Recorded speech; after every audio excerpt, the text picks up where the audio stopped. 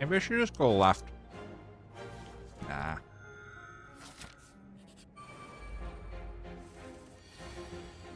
Thank you, Borgswiz.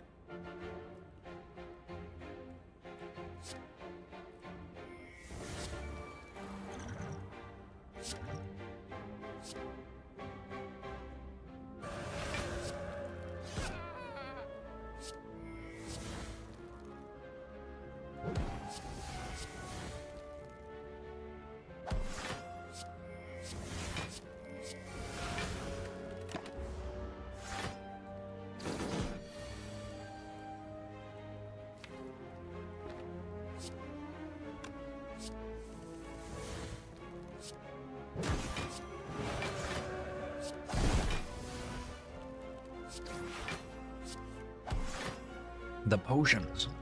Strong. Hey, Darrell, how are you? Mary Borg Swayze. Russian Beestick. Thanks for the $10 donation to support Free to Love.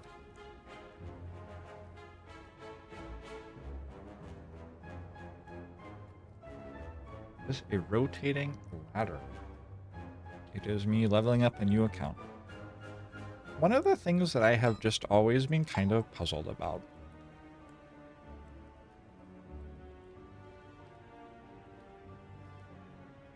is how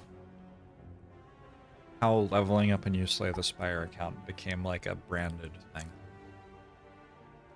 I mean, I know how it did, but like every time that I do this, it's like, is it a ladder run? It's just leveling up a new account. This is just what everybody's starting experience of playing Slay the Spire is. This is what you do when you make a new account. I've always been puzzled by that.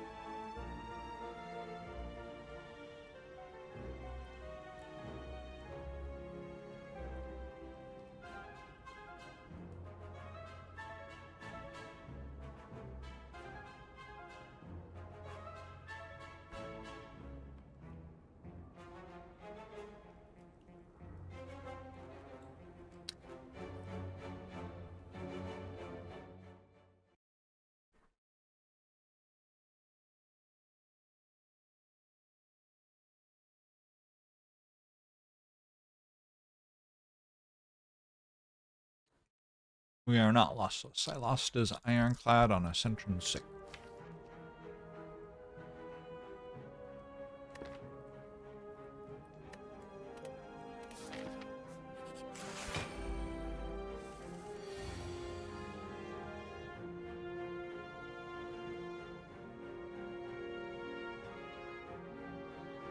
Should I upgrade all of my cards twice?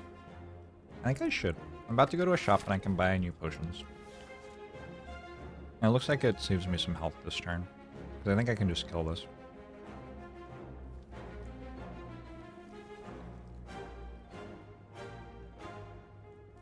$20.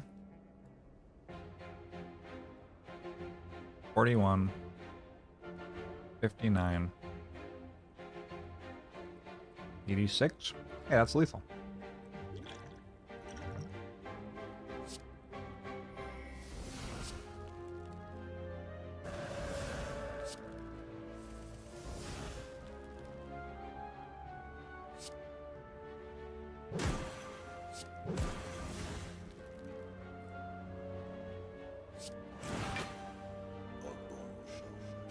I did the math wrong.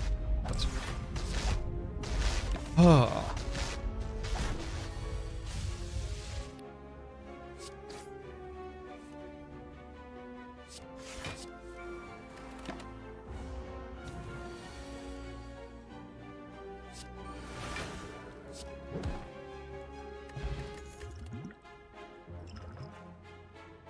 Good card. I would really love a Flurry of Blows. I think this deck could use a Flurry of Blows.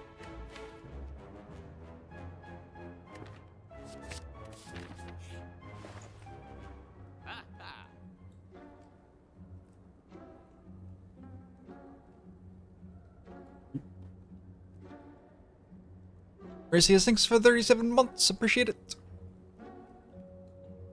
Is upgrading cards even good? in comparison to kicking or clawing. I don't think you can claw at campfires, can you?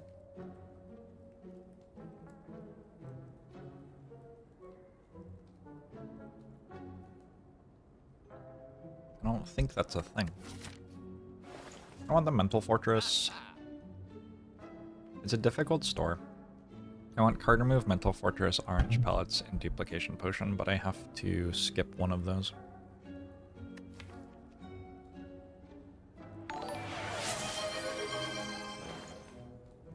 Isdrix! Thank you for the $420.69 donation to support Free to Love. Massively appreciate it.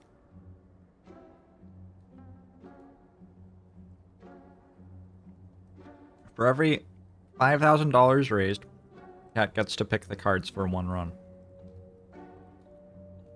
So if you all want to make me draft Claw again, you have 4 runs before the next defect one goes.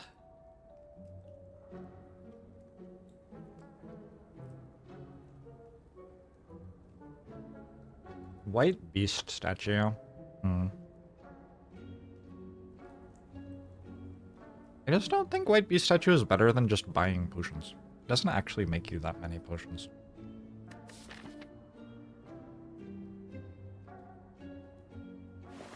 Maybe I'm underestimating it with Sacred Bark, but...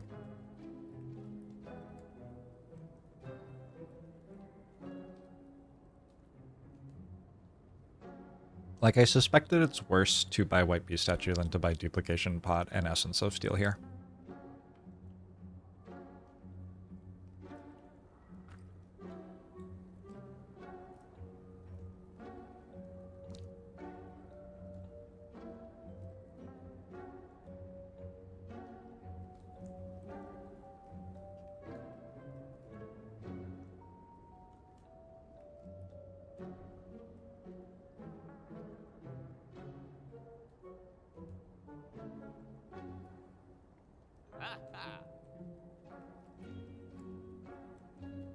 Die from Blasphemy is a buff, not a debuff. Strangely.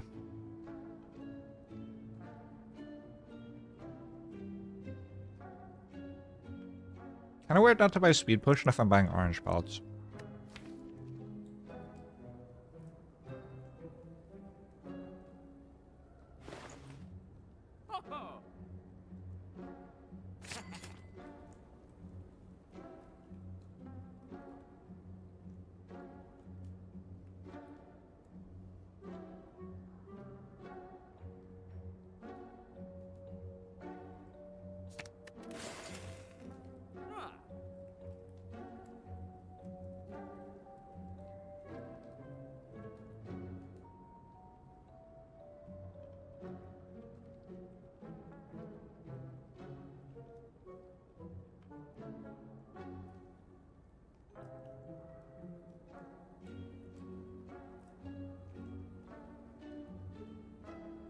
I'm sorry to hear that, Dog Barker. That does not sound good.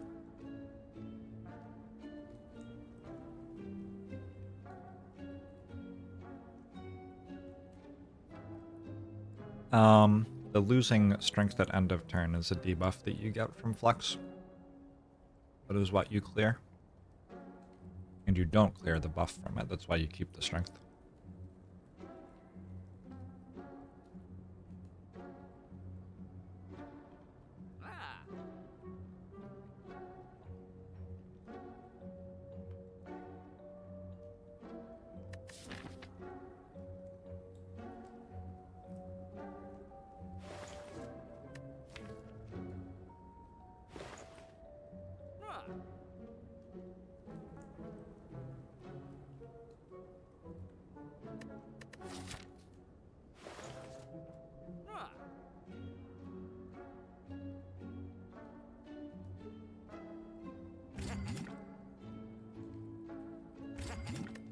Eh.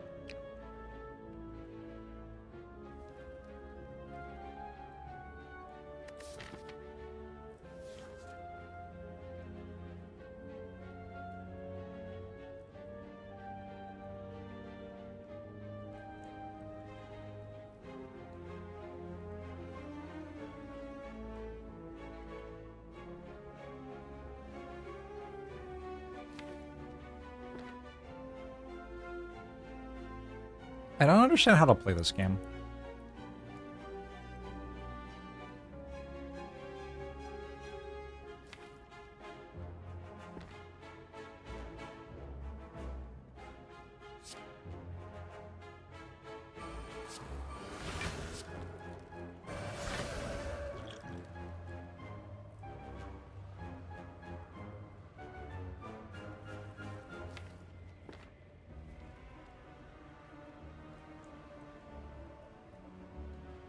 I don't know what Scrawl is going to draw.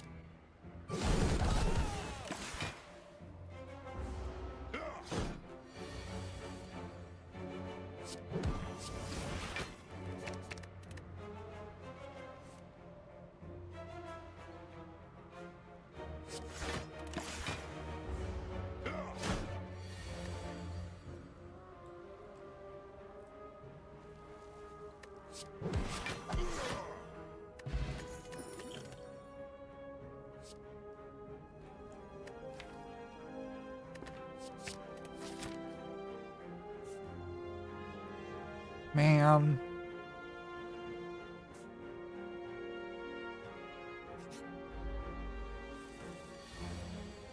I didn't get this potion. That would have gone right.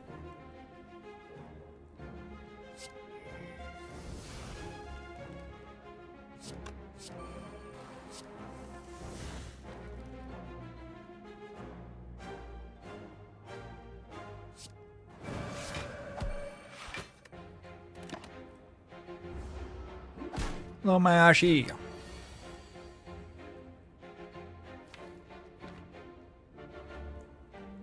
Oh, does still say gusts. You're right.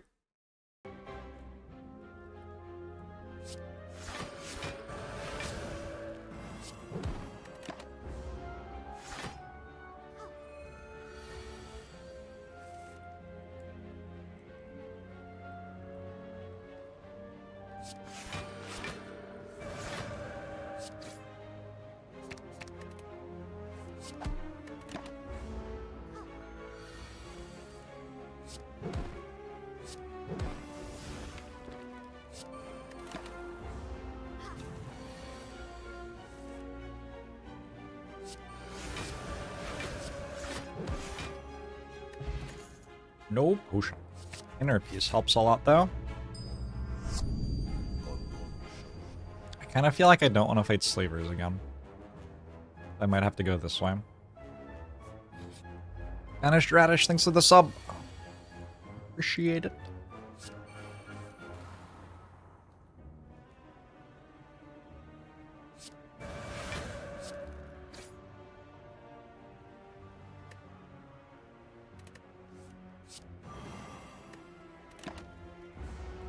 Is there a schedule for today's guests? Kind of.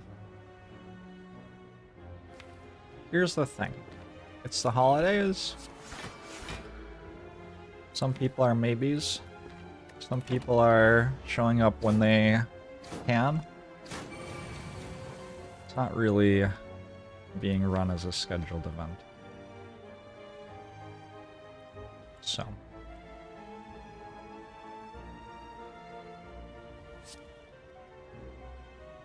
Scheduled.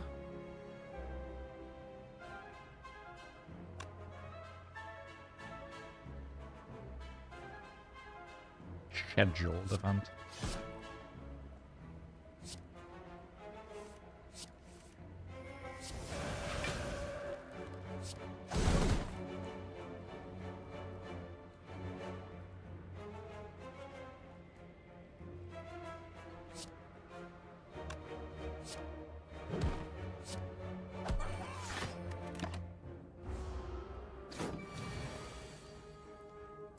Is fighting 3 bird cultists just as hard as fighting slavers? Nope.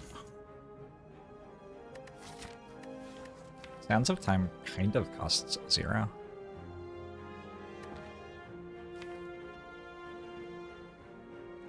I might take it so I can kill Champ. This is rough.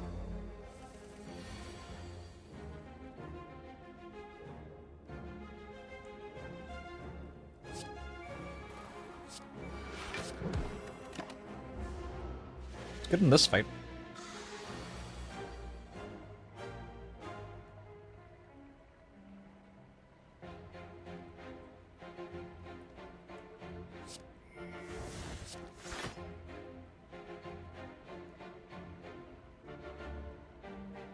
This is 78? 86, 96. 109? Nah. Really? Oof.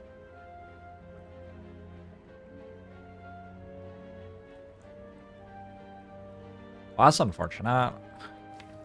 Kind of doesn't feel worth a potion. I have a dream catcher, so resting's a bit better.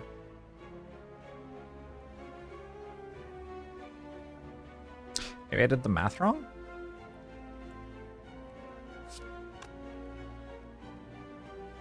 Oh, I had lethal with Crescendo, if I wanted. I did do the math wrong, right? Because I paid 1 for something. Well, 8 hours of sleep in 2 days. I guess adds up. Yeah. Alright.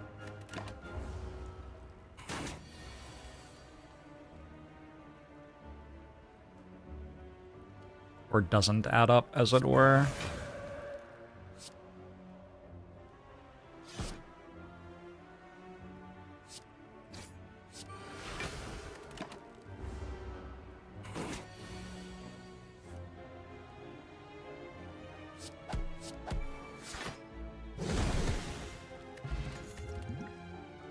Another potion.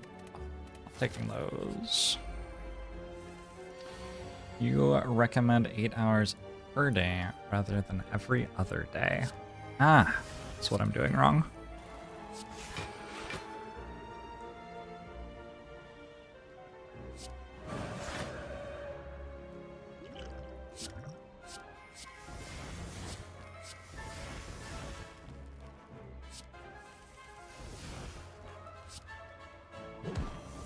Sleep is for the weak. It is also for the strong. I think it's just for everybody. I think that's just how it works.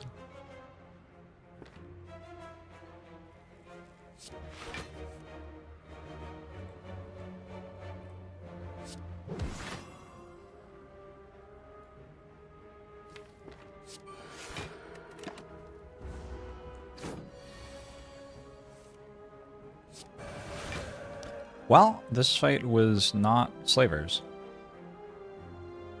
So that's nice.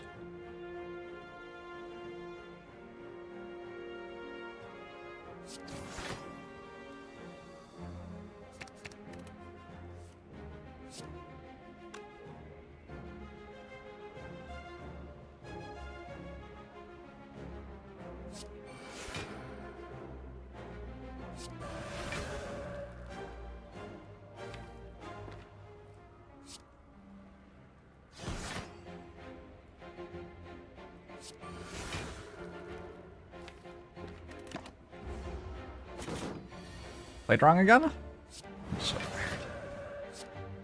I might take an afternoon nap this stream.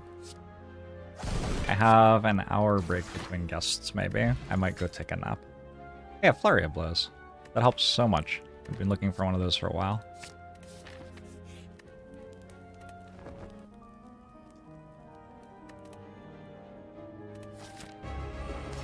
Sleep was for the paralysis demon. Me and my sleep paralysis demon get along okay now.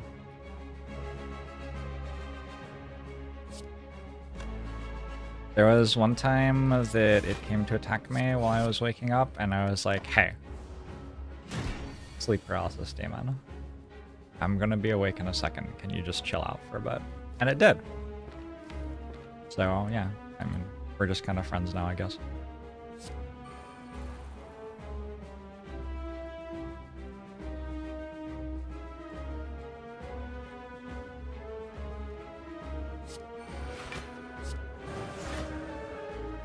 I will not be sleeping on the couch. I have no desire for you to watch me sleep. Other people can do that if that's what they're into. I don't fucking understand it, and I will not be doing it.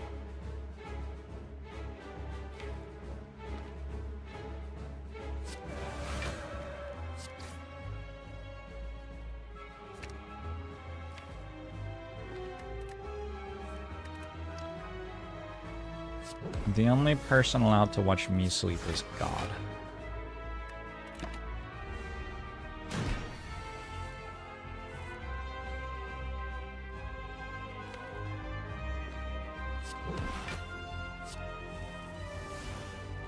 About Santa?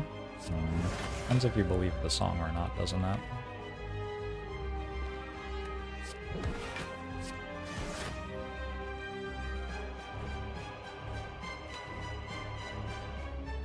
Oh, interesting. I put Through Violence on top of my deck.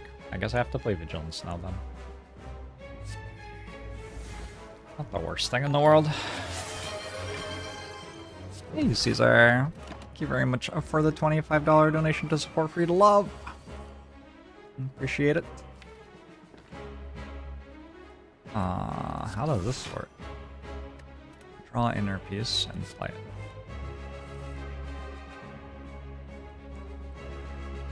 And Crescendo Vigilance is enough. I could do this. Okay, we'll continue to wait though.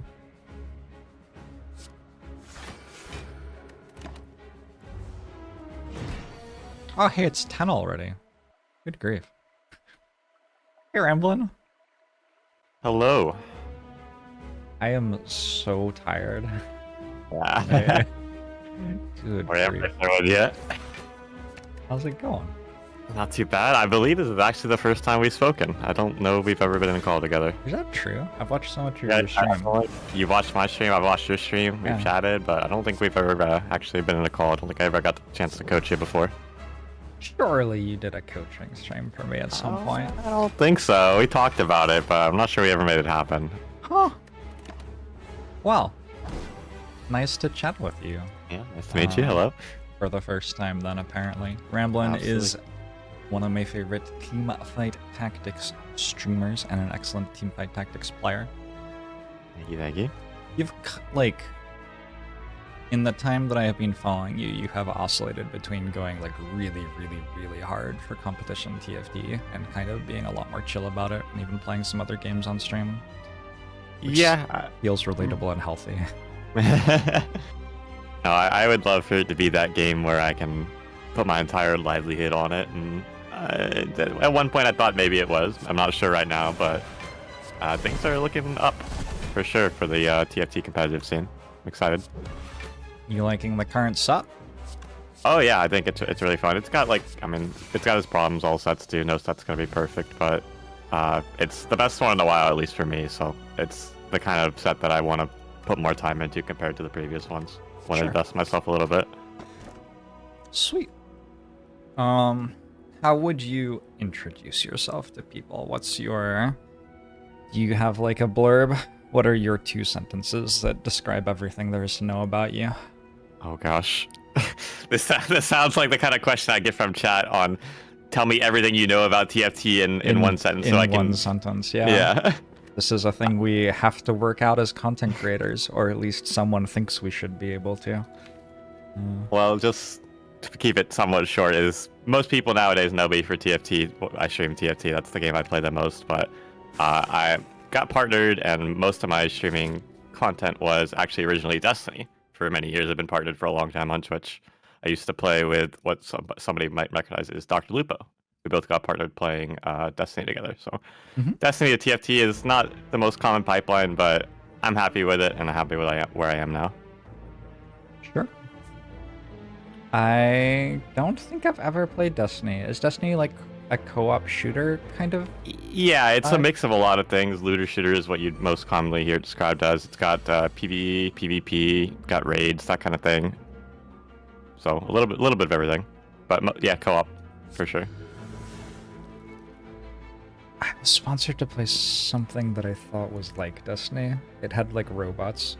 Anyway, sweet, cool. So, tell me about TFT. Did you go to Vegas? I did go to Vegas. That was about 3 weeks ago now. For anybody that doesn't know what Vegas is, it is the Teamfight Tactics Vegas Open.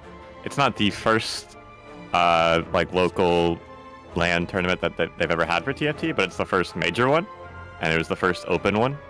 So there was a tournament where 512 players got to compete. People from all over the globe, mostly North America, because it's in Vegas, and travel is expensive. But I got the opportunity to go and hang out with everybody in the community, play some games, and get to meet a lot of my favorite people that I've got to know over the last couple of years playing TFT. TFT is an interesting game in terms of its community because the community for TFT has largely grown through the pandemic, and so you haven't had many in-person events. That's only kind of started in the last year, and is my understanding.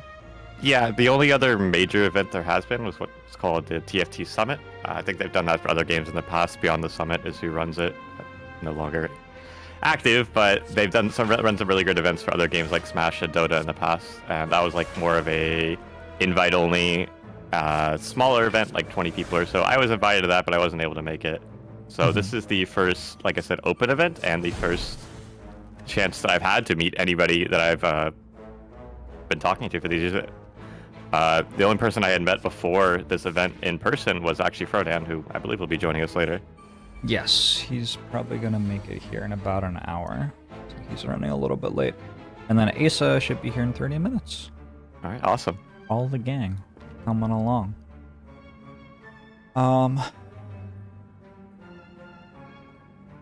It's so fascinating to me. Because, like, I haven't met the Slay the Spire people in person, but that's because it's not a competitive game. Right. Or we're never going to have plans for Slay the Spire, probably. But TFT was kind of always designed to be a competitive game, and then it just was something different through the pandemic. And now it's kind of opening up. I watched a little bit of Vegas, and the thing that I was blown away by was, obviously you have the TFT creators there, but there were so many people who I didn't know for TFT content who were also competing in the tournament.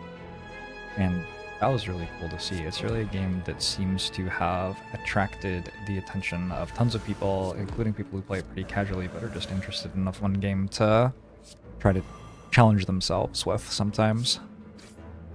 Yeah, we had people like Leffen is probably the biggest name that I recognize fighting games, and I believe there was also a former League Pro. So, I mean, you got to mix a lot of different backgrounds, but I'm excited for them to run, hopefully, more events in the future similar, and maybe even bigger ones, get more people involved. What was the turnout in the end? Well, there was the 512 competitors, and then the 1,000 or so spectators. What was really impressive and what they didn't expect from Riot was how fast the tickets sold out. They sold out, for just to clarify how the registration worked, is it was based on your rank on the ladder. So the challengers got to get a little bit of priority the first day. That's where I got to sign up, no issue. But the second day was a lot more open registration. That was for everybody that's in the next two ranks, the Grandmaster and the Master. It sold out literally instantly, first 5-10 seconds, for the remaining however many passes they had allocated for people to pick up, which was, I'm not the entire 500, but about 450 or so, I believe. It's so wild. Events like that have trouble being profitable sometimes, but if you can sell out all the tickets instantly, it feels like there might be something there. Yeah. Might be yeah, worth I running some more I of can't those. say exactly how, like, what kind of success or they were hoping for out of the event, but it's hard to say it wasn't one because they've already announced another one for the future. What's the one that's announced? So they haven't given us very much info on it. The only thing that we know is it's going to be happening sometime in 2024, and the hint they gave us that North Americans are probably going to have to travel a little bit further this time. All right. That's exciting. I've never been out of the country, so I would definitely appreciate the opportunity to go somewhere a little further this time. My sister got to travel a little bit for StarCraft 2. She was like a semi-pro in StarCraft 2. I don't know how many North Americans really were full-on pros in that game, I guess. But she was like on a team and got flown to tournaments and won some prize money. Got to compete in the what's it called? Southeast Asia? The Southeast Asia division, because we are from New Zealand. So Gotcha. you flew out to do all that. That's really cool. Super, super cool.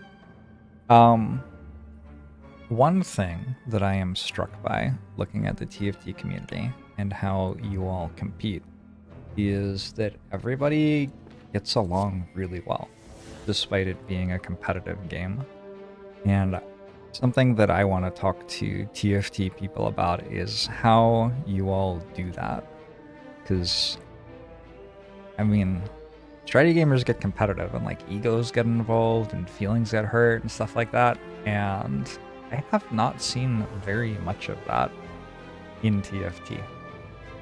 Maybe I'm just not looking for it. I don't know. I'm sure it's there to some extent, but I think the way that TFT operates is, even though it is a competitive game and you're playing against each other, the elements of the game that are directly in like contradiction with each other in terms of other players are not like the most prominent.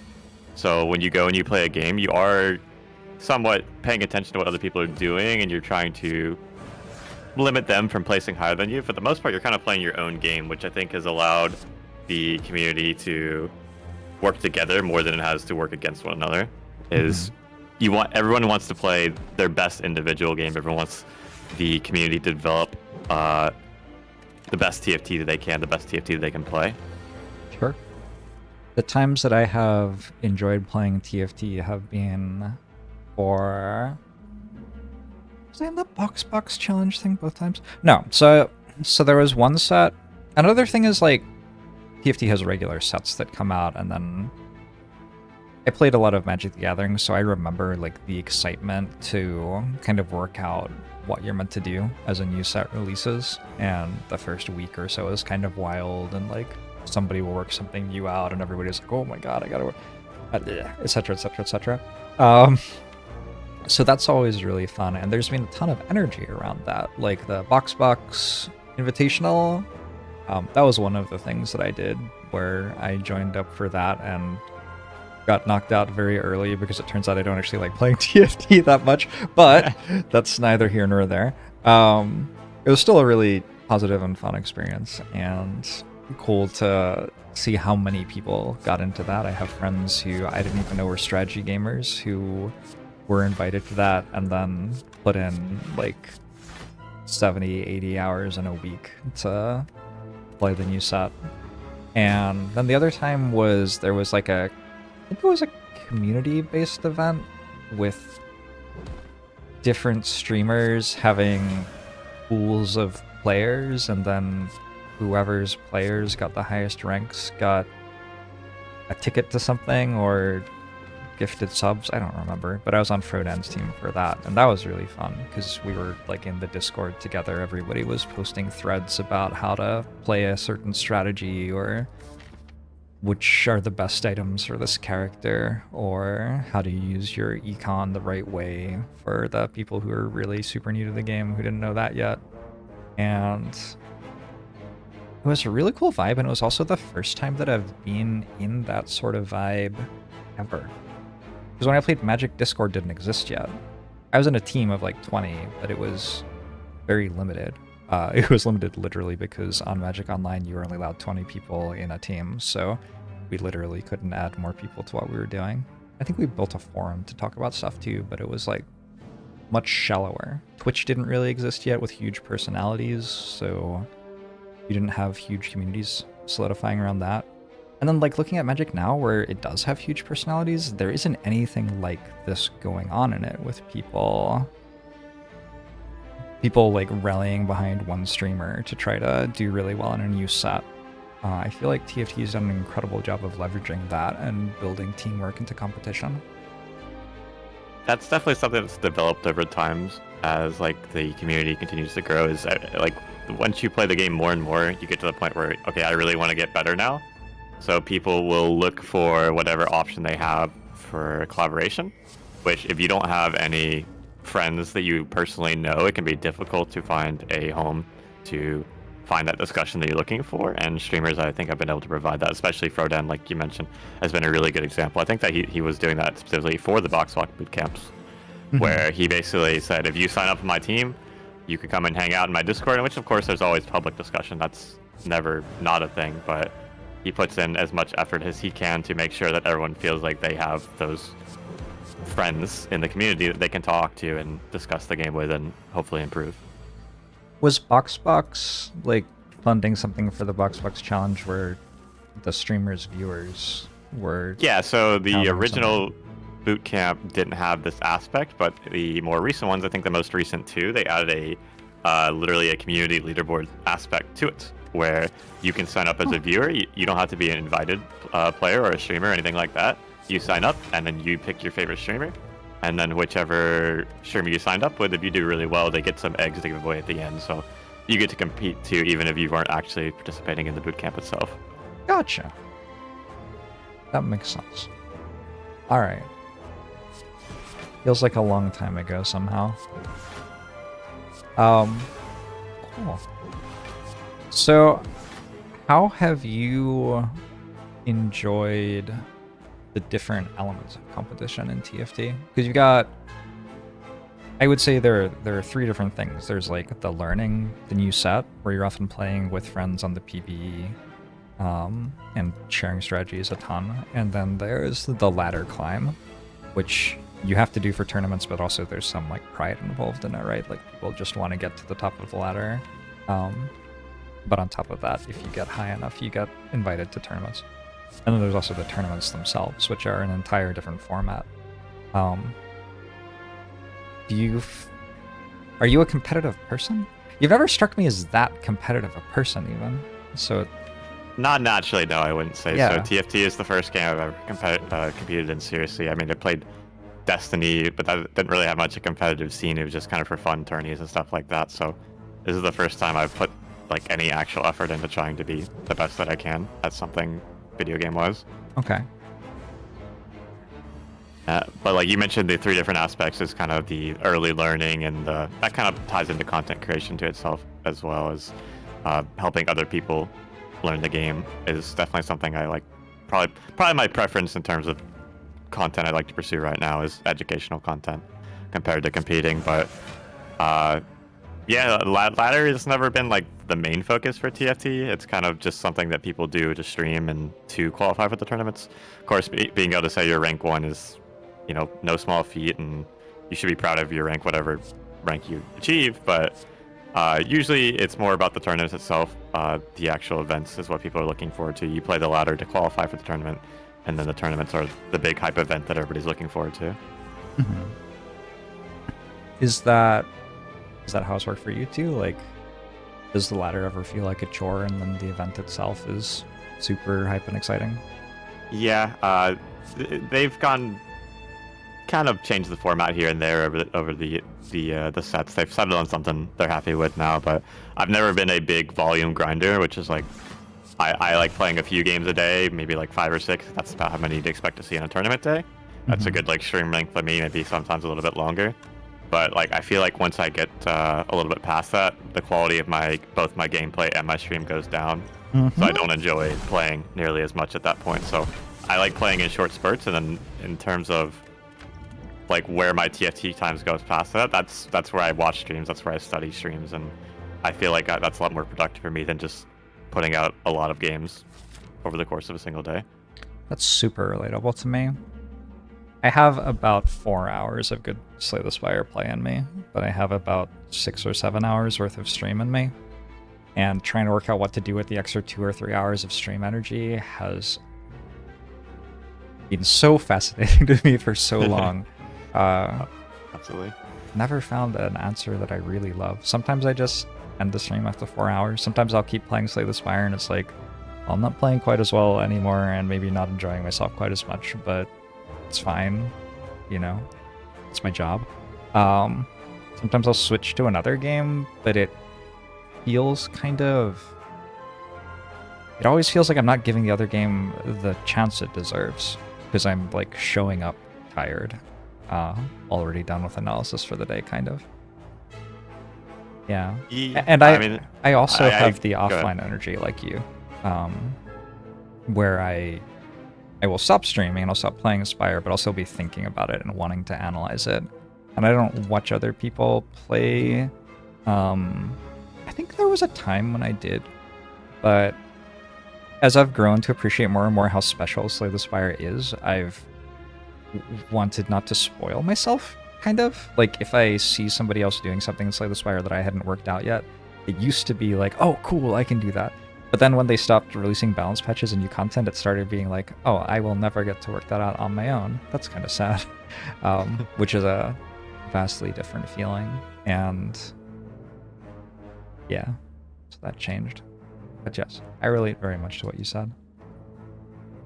Yeah, I think the saving grace for me has been how much I actually do really enjoy watching TFT. Like in recent sets, I'd say I'd even enjoy watching more than I've enjoyed playing, which is like kind of what's kept me connected to the community of course, which is amazing. But the fact that even when I'm not enjoying playing the game that much, I still want to turn on Twitch, you know, every day and watch my favorite streamers and friends and keep learning about the game, stay involved, even when I'm not giving it my entire 100% effort.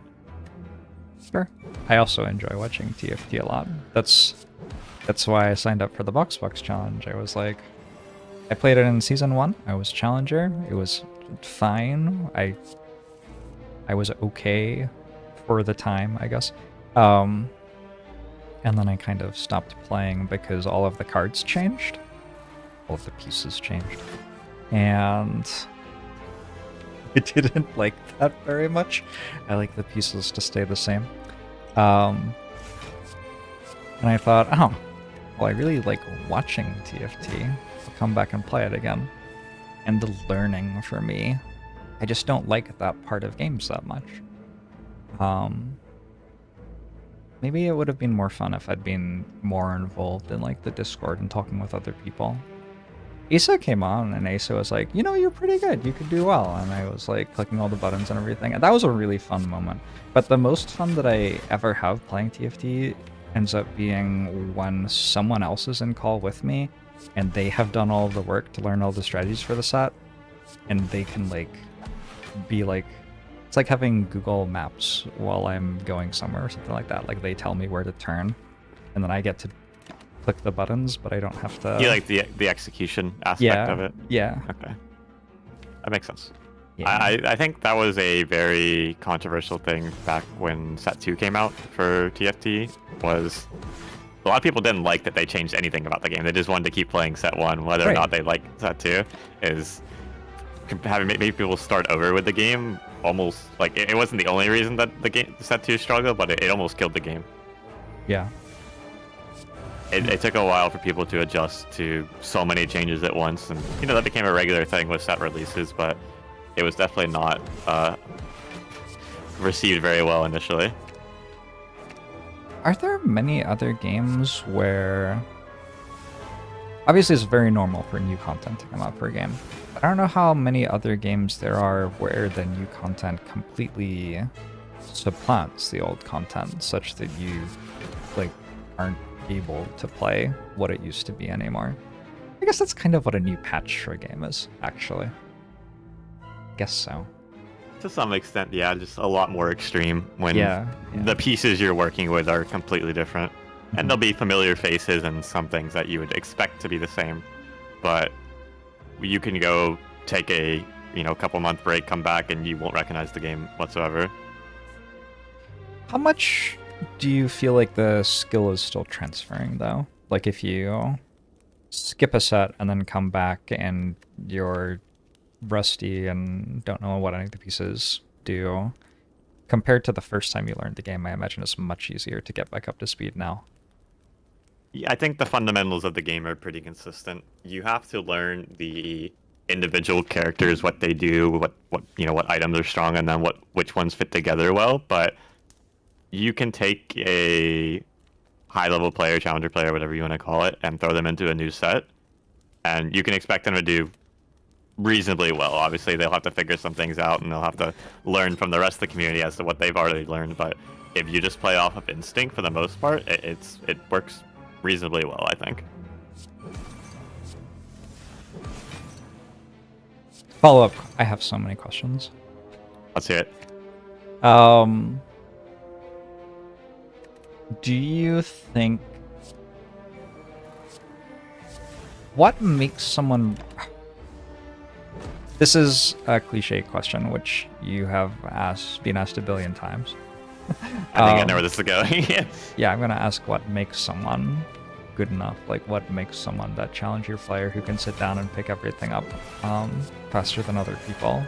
And the answer is like a lengthy list of things, right? It's not any one individual thing, right? Yeah, I think it's hard to identify because some players are even better at some things than others. So when you add up all the individual pieces of a player, their aspects of them, you maybe come to the similar skill level across challengers. But even within the very top player base, everybody has their own individual play styles and preferences that they've developed over the years and sets at this point. So it won't be exactly the same from one player to another, but being a game that is almost entirely mental, I think it comes down to just a lot of it is knowledge, of course, and that knowledge is not necessarily set specific. Some of it is just learning what things generally work well in TFT.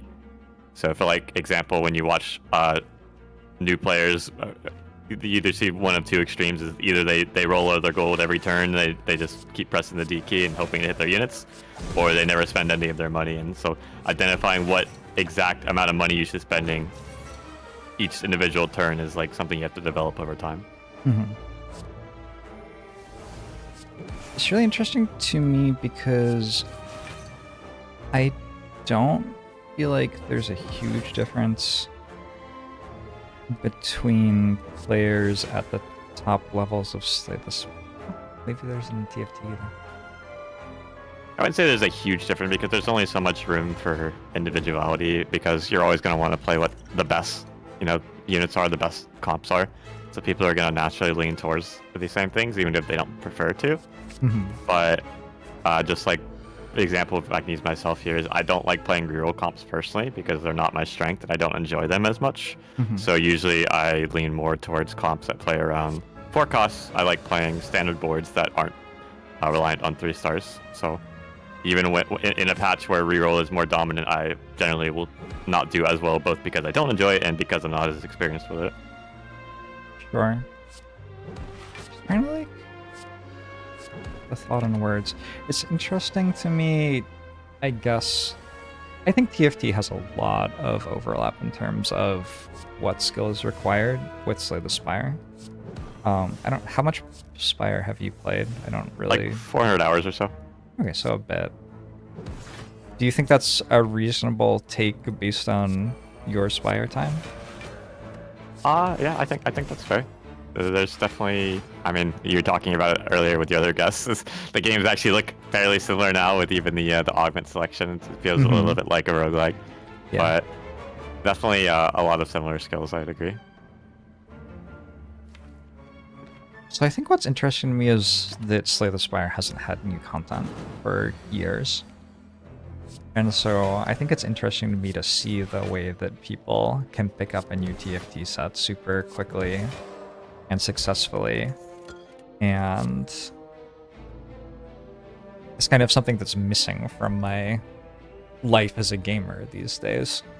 The learning. Aesah's ready to be dragged in. Oh.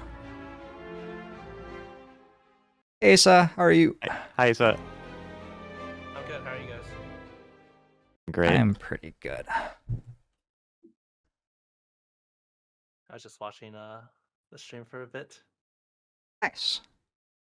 If I could jump in, you guys were talking about how people can like pick up a new TFT set and be good. Yeah. I think part of that is actually that everyone is not good.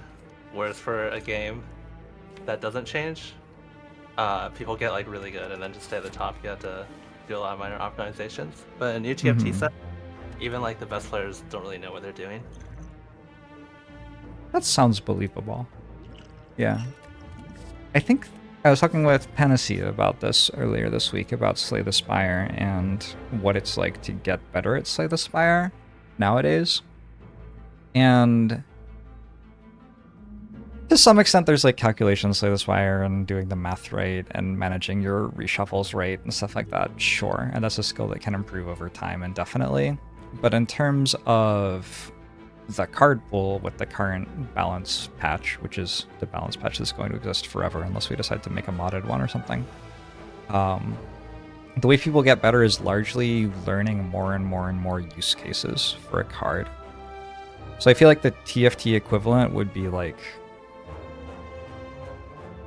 if you played a TFT set for 2 or 3 years and it never changed, assuming that the set was balanced okay, I think you would be re-rolling a lot less. And every shop that you looked at, you would be able to find something of value that had more value than the reroll button more often than you currently can, as you slowly learned like how to get the maximum possible value out of every piece in the game. I agree with that. I think when you reroll a comp and you're like level 6 rerolling, you're kind of limited in what your options are, whereas when you're playing the game more standard and leveling up, you have a lot more options. And right now, like, I would even say like humans aren't really good enough to process all of them. Yeah, but obviously, as you get better, you'll be able to get more value there, relatively. When you lock yourself into not a reroll comp, but just rerolling in general, you're usually tunneling on more specific things. So you're forcing whatever thing you're chasing instead of just accepting what you're being given. So I think, like you said, assuming the balance allowed it, then you would probably see players being more willing to just work with what they have and not trying to chase specific things. Yeah, when I play TFT, one of the things that I really struggle with is the idea that I'm meant to like be getting into a comp and searching for the particular forecast carry that works for the comp and everything like that. I think that the experience of playing Slay the Spire is quite different, and in Slay the Spire, it's more like I am looking for any damage card to get me through whatever fight is coming up, and then I'm looking for any scaling option. So when I play TFT, it's like I will just take any 2-star 1-cost damage dealer, and then I will, once I get to level 6 or 7, I will be looking for any 4-cost that can take my items at all, and I won't arrive at the end game comp, because that's something that doesn't exist in the same way in Slay the Spire. There is an optimal, perfect end game comp that you are trying to reach before the other players. In Slay the Spire, the enemies are set, and once you beat them, they are beaten, and so there's a ceiling on the optimization to some extent where you don't need to strive for perfection. You just need to check the boxes to be good enough. Yes. That was the end of my thought. Yeah, I think in Slay the Spire, there's a lot more like if you see a card and it does like a lot of damage or whatever, like it's interchangeable with another card that does a lot of damage, and you can kind of read and figure that out. But in TFT, it's a lot of the systems are really complex, and if you just read all the characters and their abilities, assuming they're even working the way they're supposed to be, which a lot of times they're not in TFT, it's almost impossible. Like it's just so complex, it's almost impossible to figure out like what decks like work well. And if you just don't have that meta knowledge, even if you play the game like quote unquote better, but someone kind of knows what the end game board is supposed to be, that like obviously millions of players have worked together to figure out, Yeah. then it's going to be difficult to beat them. I see a lot of like newer like strategy gamers. I was coaching Bloody now. When they play TFT, a lot of them make it too late game like very healthy because they play their early game well, but then they don't know what boards to play in the end game and usually bleed out. Yep. This is also my experience playing TFT. Yeah. Do you think that that is a desirable balanced state? I don't think it's avoidable, but I know the dev Oh, team I is think it's they're trying totally to- avoidable. Oh, interesting. I guess to me, I think the game is too complex to really avoid that, but what are your thoughts? Well, the way you avoid it is you just give people like 30 less health. And Oh, okay. I see that. yeah. Yeah, so people can't reach like the desired board every time. So the focus is more on like what happens in the what would be considered currently the early mid game, what Yeah. happens naturally. Yeah. I like that. Hearthstone Battlegrounds is kind of like that, where like you don't really have like an end game board. Like every single game, you end up with a different board. We had a back in set 3, we had a portal called, I don't remember what it's called. It was like Tiny Legend or something. It had 15 less HP, and it did feel a lot like just a lot more aggressive. And you still had people chasing like similar end games, just not nearly as capped, of course, because there wasn't as much time. But there was a lot more focus on the early it would be stage 2, stage 3, because they were just that much more important. They were much more. They were a larger part of the game. And kind of what we're having right now is the exact opposite. I doubt you're giving up too much with the TFT meta, but you now have people, 3 or 4 people every game, not even playing units on stage 2 because there's no punishment for it. Yeah, I mean, I personally would like that a lot, but I think a lot of other players do kind of like being able to like get the comp they want, and a lot of players like having like a specific board to play for. One of the cool things about TFT is that when you get your Exodia, whatever it is your Exodia is, sometimes it'll just be a meta comp and sometimes it'll be like getting 9 of the same trait on board or something. It's still fun. Like, you still might lose. You still have to think about what your opponents are doing because they can scale into their Exodia at the same speed. And there are very few games that do that well, I think. Like, I don't feel like the feeling of preparing for my next fight against my opponents in TFT changes that much as the game goes on, even though my board has gone from, like, whatever scraps I could find into some meta comp that I've played 50 times before, perhaps. I'm still scouting, I'm still trying to position, I'm still making micro-optimizations, I'm still thinking about which unit gets my Zephyr, or I guess that's removed from the game now, right? It's in the game, just less accessible now. Or my conditional item or whatever. So that's kind of cool. That's a different way the difficulty scales in TFT versus Spire. I think that's been an aspect of why I've enjoyed the game so much is kind of how it interacts with variance, which is in a game where you're not necessarily getting the luckiest, you still have something to play for, which is going to be a lower placement. And I think playing for that 4th or that 5th can be really satisfying. So you don't have to win the game to feel like you had a successful game. Yes. So you're chasing your own maximum placement for that game, which is not necessarily that Exodia. It's whatever you think you can do the best with the pieces that you've been given against everyone else's variance for that game. And I think that's been part of why I've enjoyed the game so much, is even when I'm not doing well or like when I'm having a bad game, I still feel like I personally was successful. Yeah, that's a really cool thing that TFT does. I wonder if that contributes. We were talking, I don't know if you caught the very beginning of our conversation, Aesah, but we were talking about how even though TFT is a competitive game, there doesn't tend to be that much like toxic competitiveness. That's a word, right? Like, people tend to collaborate and respect each other a lot. I have never seen someone like raging in chat in TFT in the way that I've seen it in League of Legends. I've seen it to lesser extents. I've seen people like a little bit saying like, oh my god, why did you take my comp? I said that was mine or whatever. But I've never seen someone like going full on yelling at people in TFT chat. It just isn't quite competitive in the same way. And I wonder if some of that is that winning isn't... Well, winning doesn't happen half the time exactly. It kind of does. But it also doesn't. If you think Depends on top what four... you can consider a win.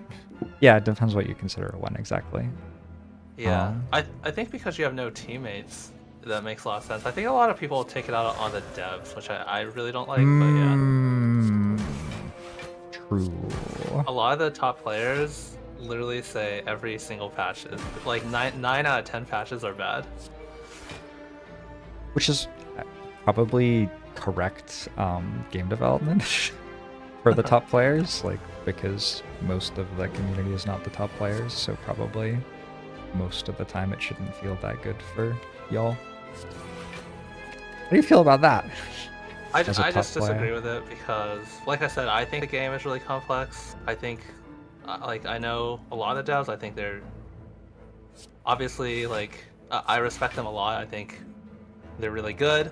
But you know, like some of these complaints are like, oh man, this unit does 10 more damage than it's supposed to. Like, how did the devs even let this happen? I can't believe it.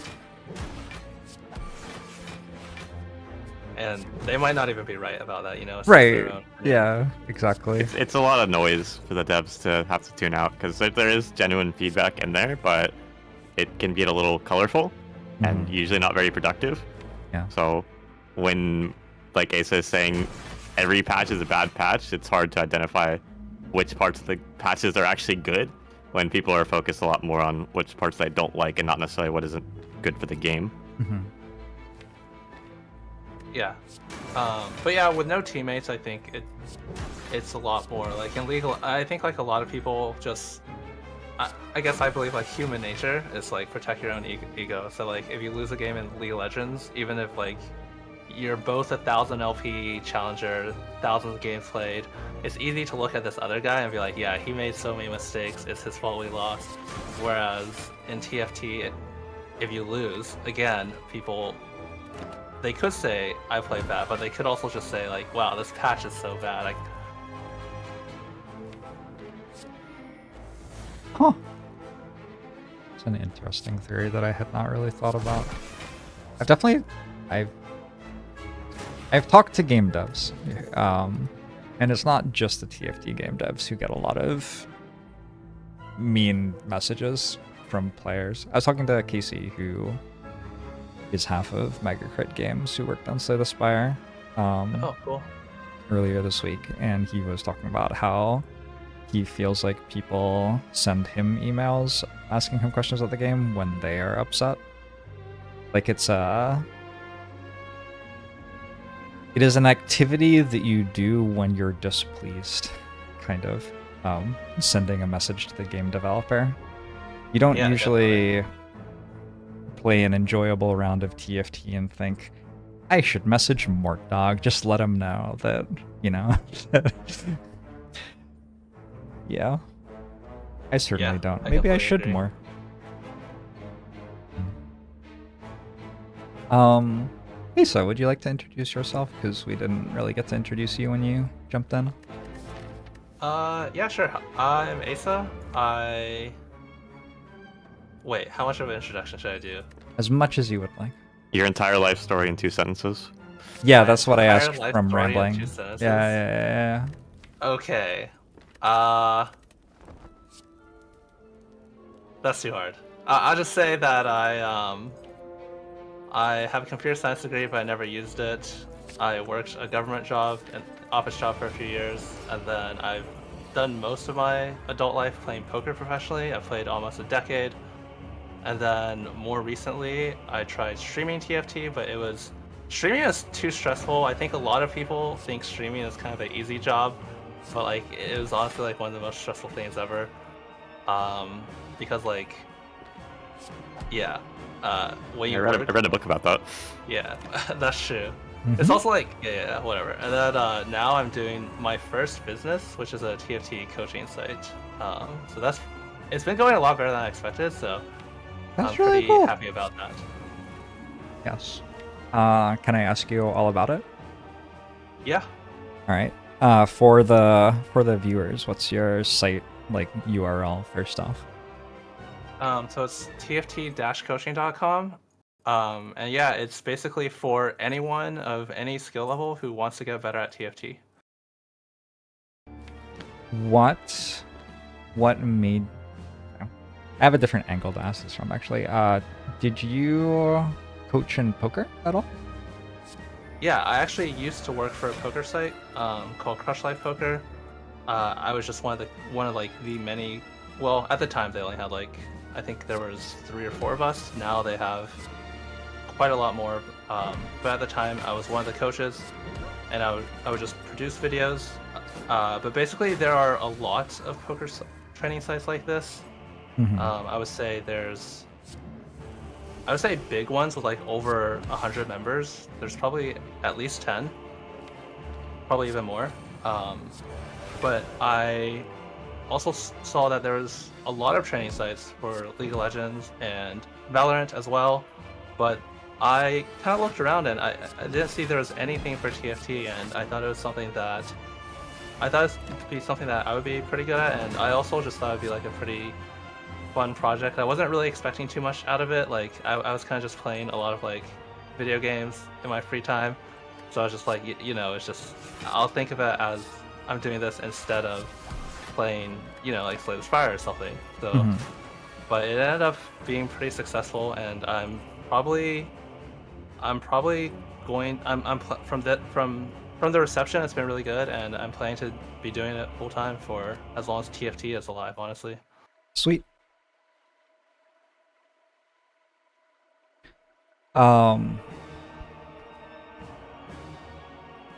Thoughts have evaporated from my brain. I wanted to ask. This is a bit of a weird connection, but I read an article this morning about framing for catchers in baseball. Do you know about framing for catchers in baseball? I do. I do not. Framing is a skill that a catcher can have in baseball, which I think is best described as making it look like the pitch was a strike with the way that they catch the pitch. Oh, interesting. And framing was generally not understood in a measurable way until we started having the like computers that looked at where pitches actually landed. And so you could actually measure like this was not a strike but got called a strike because the catcher caught the ball in this way. And I think the first like blog post about framing was written by a fan in 2008 or something, and they found that the wins above replacement for that season for the catcher who was best at framing a baseball pitch versus the catcher who was worst at framing a baseball pitch in Major League Baseball was 25 wins. Wow. Which like I assume has to be made up because Yeah. Seems a bit extreme. But the guy who wrote that blog post did get hired to a professional baseball org and is now its vice president or something. So maybe he wasn't super far off. But that is a tremendous like miss in a world that is somewhat strategic. Baseball is a pretty strategic game. It is perhaps the strategy game of sports. All sports have some amount of strategy, but baseball I think really stands out. And thinking about not having training sites for games kind of makes me think about that and about how many massive things that can be done for a thing are done in one place on the internet for one thing, but then aren't done anywhere else for whatever reason. It's like we've worked out that training sites are fun, people like them, they're beneficial, they're all over the poker space. But then if you look for a training site that's like, here's how to play roguelike strategy games better, I don't know that I've ever heard of one existing. Yeah, I guess do you think there would be a market for that? Because I mean, that's something that if things go well, maybe I could do it eventually. I'm not really thinking about any time in the near future, but Yes? I don't really see why not. yeah, Because I guess that's true. I had never thought about this before today, for what it's worth, but now I am. Think about the way that I interact with training sites. I enjoy watching the sort of content that is on poker training sites, even as somebody who hasn't played poker for 12 years or something. I will still watch a Blue Fire poker. Is that what it's called? No, it's called Run It Once now. I'll still watch Phil Galfond talking about his match against Jungle Man or something like that. Yeah, I watched a lot of that. Yeah. And it's like a social activity for me almost. It's like a podcast, but it's a podcast for a strategy game. And I really like strategy games. So it's like just really fun content for me. So yeah, there's some appeal to that sort of thing. I'm thinking a lot about how we do things and how we should do things, and that's what I'm most interested about with TFT, I think, because I think TFT does so much stuff right with how competition works.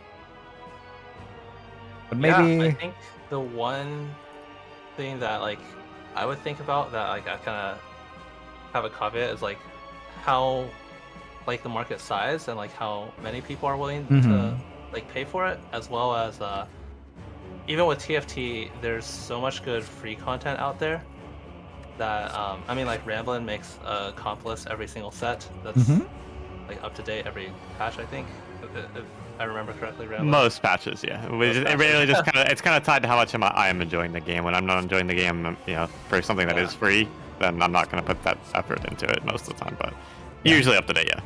Yeah, and it's not just that. Like almost all the top like content creators will make free content.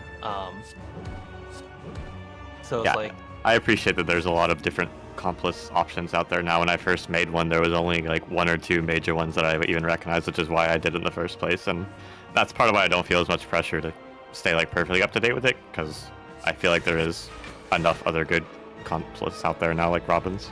Yeah.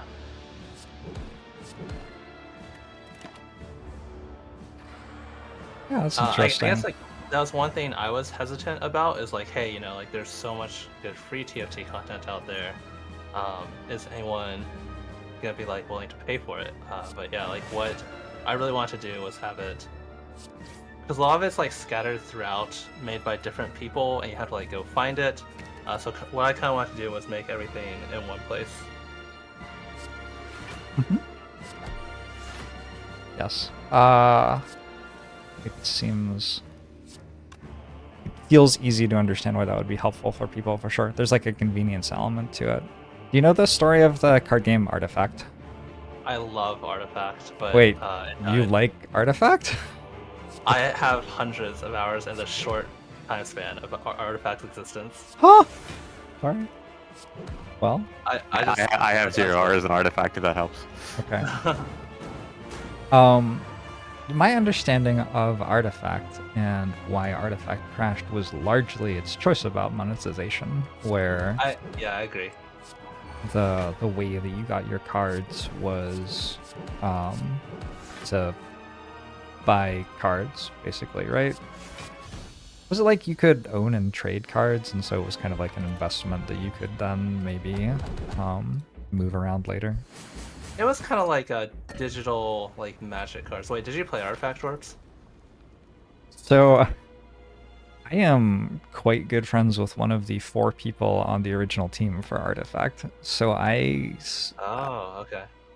I heard about its development, and I saw the early builds, and I got invited to test it before it released and everything.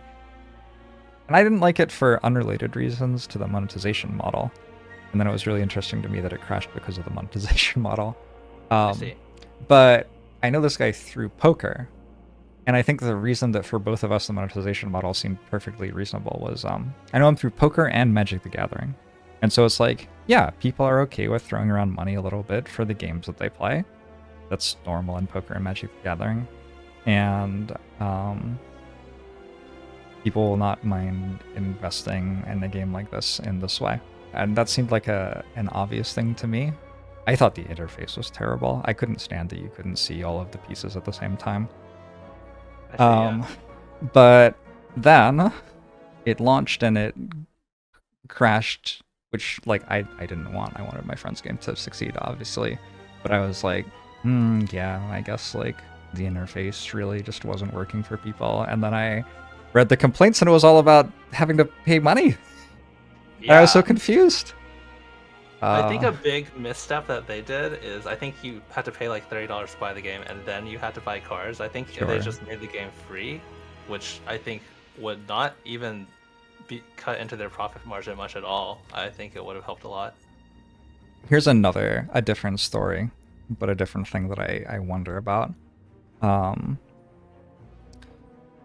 I talked to a guy who worked on Halo, and he was telling me about how they do level testing at Bungie. They have people come in to play test the levels and give feedback, like star ratings out of 5 kind of thing. And in order to do the lighting for the levels, they have to send them to a server farm overnight, basically. It's a lot of processing power to cook the lighting into the maps. And so sometimes they will have people play the levels without the lighting having been done properly. They're still playing the level, like everything else is being done except for the lighting.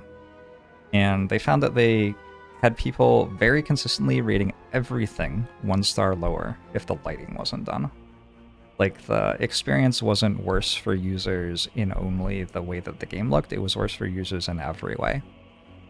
Yeah.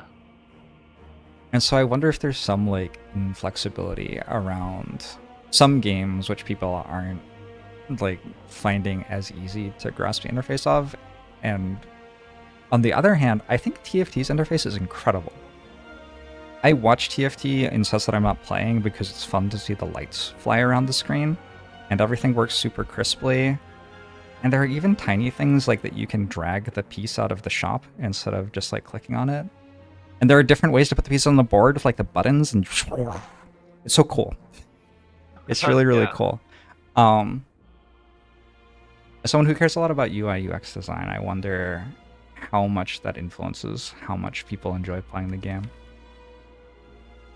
I think it matters a lot, even for some indie games that I think are really good, but like if it's unfortunate because a lot of times they just literally don't have the budget, obviously, to make it look like TFT. Right.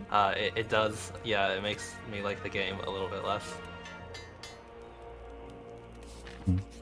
Did you go to Vegas for the big TFT invitation? No, open? What was it called? I did. It was called TFT Open, I guess. Although it wasn't really an open because it was mostly only Challenger players that are able to get in. But you went and enjoyed it? Yeah, it was a lot of fun. I had KBQ with Ramblin there. Nice. Was it the first time you had met a lot of the TFT people? I had met a lot of them before at Summit, but TFT Summit was...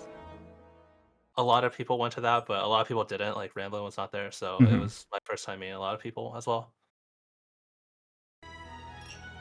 Cool. But yeah, it was just really fun. I felt like a lot of like being eliminated early, I feel like wasn't even that bad because then you had just had time to hang out with your friends.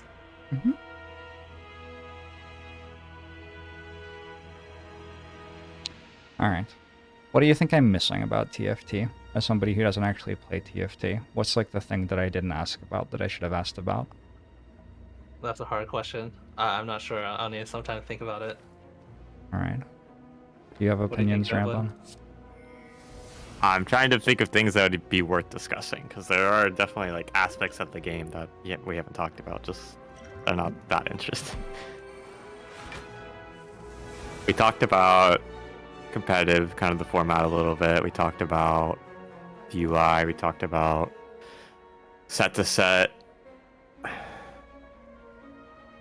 I guess this is kind of like my own concern that I've even asked more about before is how do they keep the game fresh going forward? because we've already exhausted the entire pool of league champions, and of course they give them different abilities and different looks every few sets. A lot of them are repeats, but I have been worried about the game's lifespan. I'm sure Riot has their own plans, but they don't have unlimited resources as much as I would love for them to. If they can't just make up new characters, and they've added a few, to the game. They put Silco in the game, they put the dragons in the game, stuff like that. It's just, at a certain point, I worry that there won't be enough new things in the game, especially the champions. So I guess my question is for you and Aesah is like, do you think there are other ways they can keep the game interesting that isn't just new characters? I definitely think the game can be interesting. I mean, certain games like Counter-Strike, for example, has hardly been changed at all, and it's still very popular after 20 years or even more. So I think just the game itself is fun, and they're always like improving it. I think some of their changes where the devs obviously are like very hardcore gamers, I would say, and then a lot of the feedback, they only balance around top 1%, which they've said, and a lot of the feedback they get are from like people who are even higher than top 1%. So I think I'm I guess a little bit nervous that like some of these changes are actually worse for the game's longevity, even if like the devs like it and like the main people they're communicating with like it. But yeah, I guess the main thing I would say is I think like a lot of these other games that have been a lot more like quote unquote stale, like League of Legends even, than TFT, like TFT changes more than League, have succeeded for a very long time and seem to continuing to succeed. So I think it'll be okay.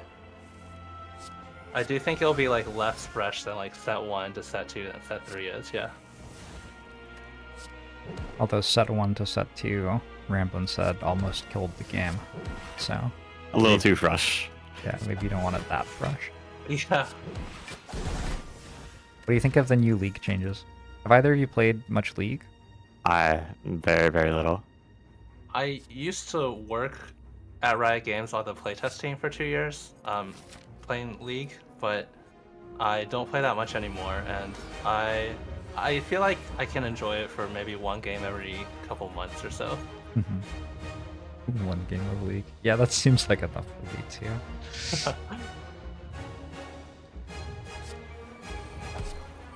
Which what kind of changes are we talking about for League? They've redone all the jungle stuff, I think. Oh wow. I don't know exactly how it all works, but there are like new jungle objectives. I kind of want to go play a game working now. different ways. They don't usually change the map, right? Like that's not a common thing. Oh yeah, and they are changing the map as well, like actually the shape of entries to lanes and stuff like that to change gank paths. Yeah, I forgot about that. So that seems to be changing, and I thought of TFT when I saw it because it seems like this map is kind of void themed, like the jungle objectives are void type jungle objectives, and I thought, oh, kind of like how League has sets which are about specific sets of champions. Yeah, that's pretty interesting. Maybe they're learning from TFT because yeah, who knows. They definitely learned from TFT with Arena.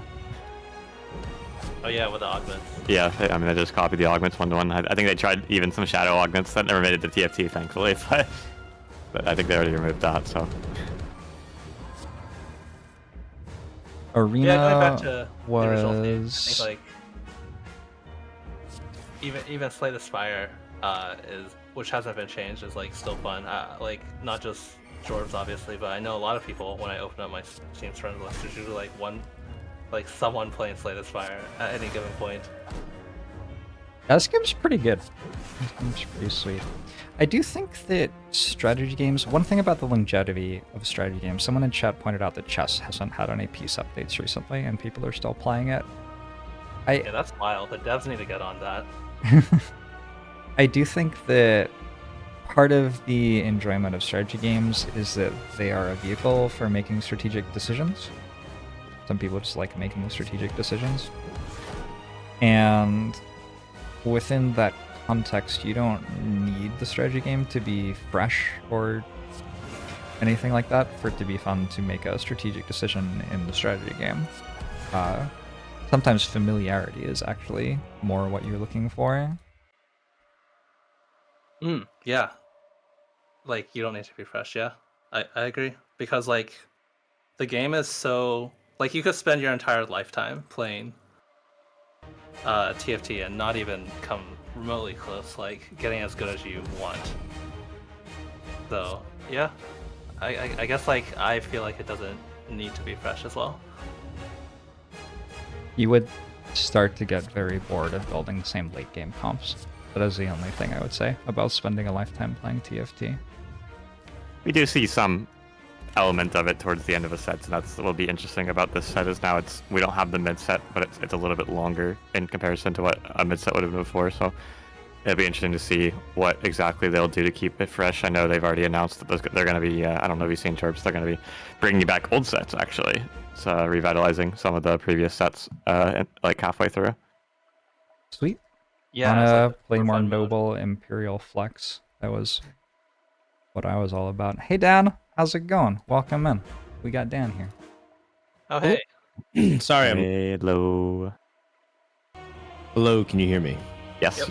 Awesome. I can hear you. Happy holidays. Happy holidays! Are we watching your stream? You are welcome Or to. is We the gameplay haven't. not even important? Or We am have I not talking been about- playing about the gameplay at all. I am playing a watcher run far more casually than I should be, and I've been coaching Jorbs the entire time, actually. Oh, Have that you? explains why his win rate's so high. Got it. Yeah. yeah, okay. Also explains why I'm losing. That one's on chat. Okay. We've been talking about competition and I guess a bit of game design as well for TFT and thinking about what it does particularly well, especially compared to other games like Slay the Spire. And I'm talking a little bit about concerns about it staying fresh over time and stuff like that. But mostly just been chatting about what a sweet game TFT is and about people's fun experiences playing TFT this year. And I'm going to ask you pretty soon what you're looking forward to in this coming year. And yes, that's that. You want to introduce yourself briefly, Dan? Sure. My username is Frodan. You can call me Dan. I am a TFT streamer, but I'm also a game developer. I work at an indie mobile game development company called Lightfox Games, based in Seattle, Washington. They are a spin-off of King. You might know King from the third acronym of the our glorious overlords, Activision Blizzard King. They are developers that originally worked on things like Candy Crush, but specifically they were working on the pod of games that King wanted to branch out of, because you might know King from Candy Crush 1 to 19 or whatever, and they were in charge of like kind of doing R&D for cooler developments off of that. However, just due to just the structure of gaming, large gaming conglomerates ran to many frustrating aspects of like, non-starters or just forcing them to do things that they don't want to do. So they said, hey, instead of us complaining about not being able to do the games that we love and we think are great, why don't we start our own company? So these are some secretly pretty badass game developers that I work with. And I do that about 25 to 30 hours a week as a part-time job on top of everything that I do for TFT. So a lot of people might know me as like a TFT caster, a commentator, backseater, but I also lead the marketing team for this mobile gaming development company since May of this year. So that's been the past like 7 months. And before that, I worked 8 years at Twitch. I worked at partnerships, I worked at growth, I worked at their esports team, and then people may have encountered me when I worked on the Twitch Rivals team for a long time, which Jorbs has participated in a few of them. Yeah, that's a quick summary of my background. I've been kind of doing this for about 13 years, and hopefully 13 more. Yeah. That was way more than 2 sentences. That was actually one really long run-on sentence. You did great. You did great. Sorry, Ramblin. Would you like to have more than 2 sentences? You could... I don't think I can follow that up. I'm good. Okay. Okay. Fair enough. Dan, tell me about your time in Vegas. I want to hear. Which time That's in really Vegas? all. The TFT Summit. Is that what it was called? The TFT Open. Vegas The Open. TFT Open. The TFT Yes, Summit yes. was the Invitational. That was the different thing. My time at TFT Vegas Open, it was quite Or was special. that the I Hearthstone? think. Whatever.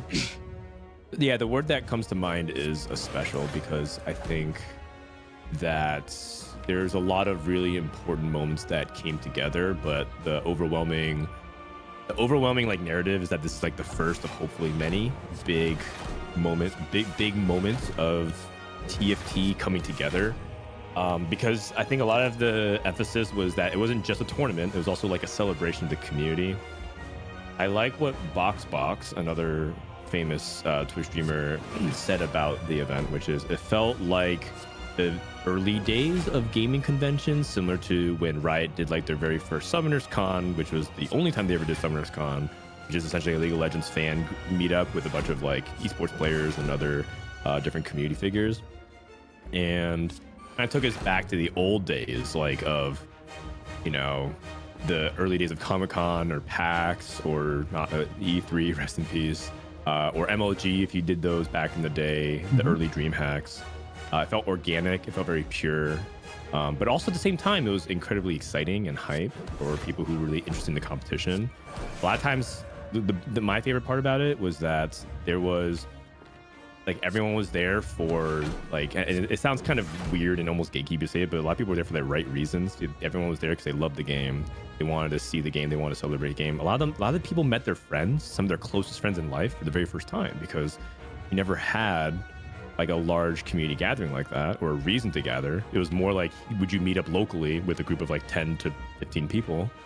But we've had people who are like pretty much like some of their closest friends in the world, or maybe lifelong friends, but they'd never met in person. And it was a really cool, thing to witness, just to see a lot of love and camaraderie and fellowship come together. I mean, the competition part was cool, but it was also like side theatrics to me, even though it was my primary focus. I think that's why the event was particularly special.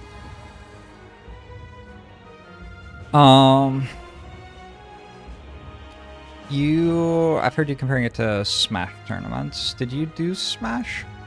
I feel like there's Yeah, I did. Is there a lot of crossover between TFT and Smash? I know there's a lot between TFT and Spire. Yeah, there is a surprising amount of crossover between fighting games and TFT.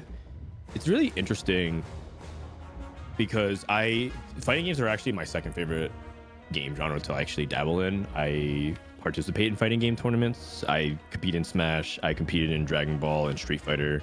I met my wife actually at EVO, trying to be a competitor for fun. I wasn't actually even trying to do anything. I wasn't on any job. I went to Las Vegas. That's why you asked me, like, tell me about Vegas. I'm like, I don't know which event you're talking about. Yeah. But fighting games is really special to me because I particularly really love it from not only the game design perspective, but also like you kind of find a lot about yourself as a gamer when you play a fighting game seriously instead of just like, you know, for fun, kind of mashing buttons. And so there's a lot of crossover between TFT and fighting games because I think of how diametrically opposed they're perceived. In a game of TFT and to some degree, like say the Spire, there's a lot of elements of like variance and chance that might obscure a lot of the player decision-making process, or at least the consequences of your decisions. But in fighting games, it's almost perceived the exact opposite way, which is like you're only judged by like the quality of your decisions and your inputs, and feels like it's like 100,000% within your control of like whether or not you won or lost. You lost because you're a worse player.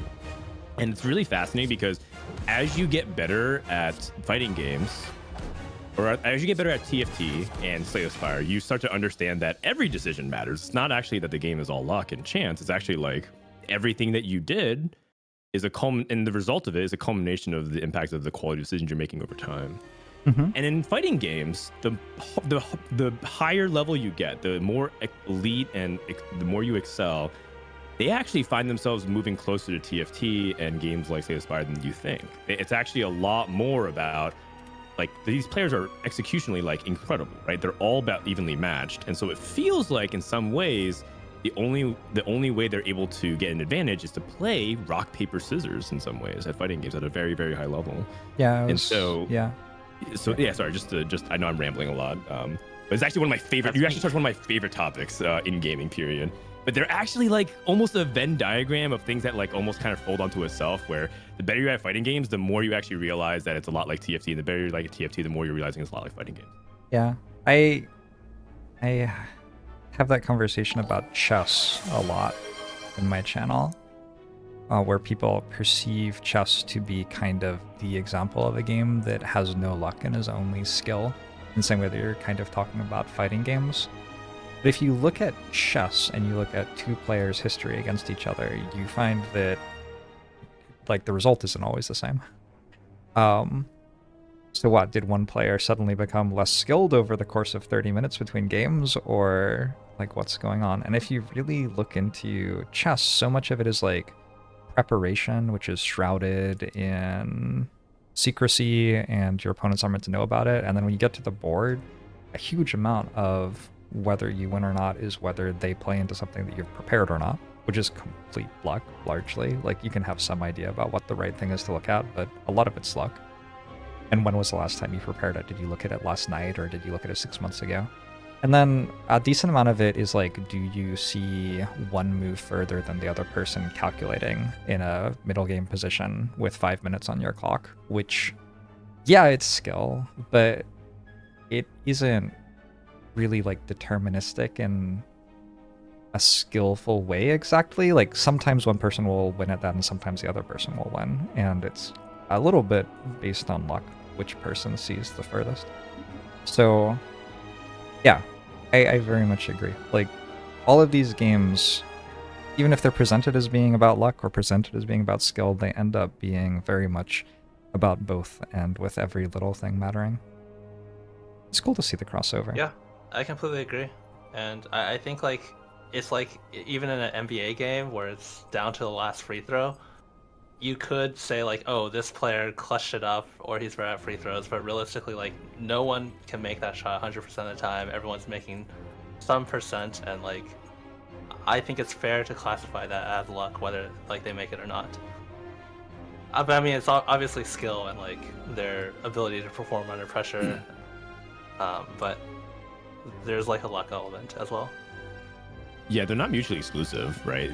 I think people ask me, like, what's the ratio? Like, what do you think percentage of TFT is luck and percentage is skill? And I actually always give them a number that's way over 100%. Oh yeah.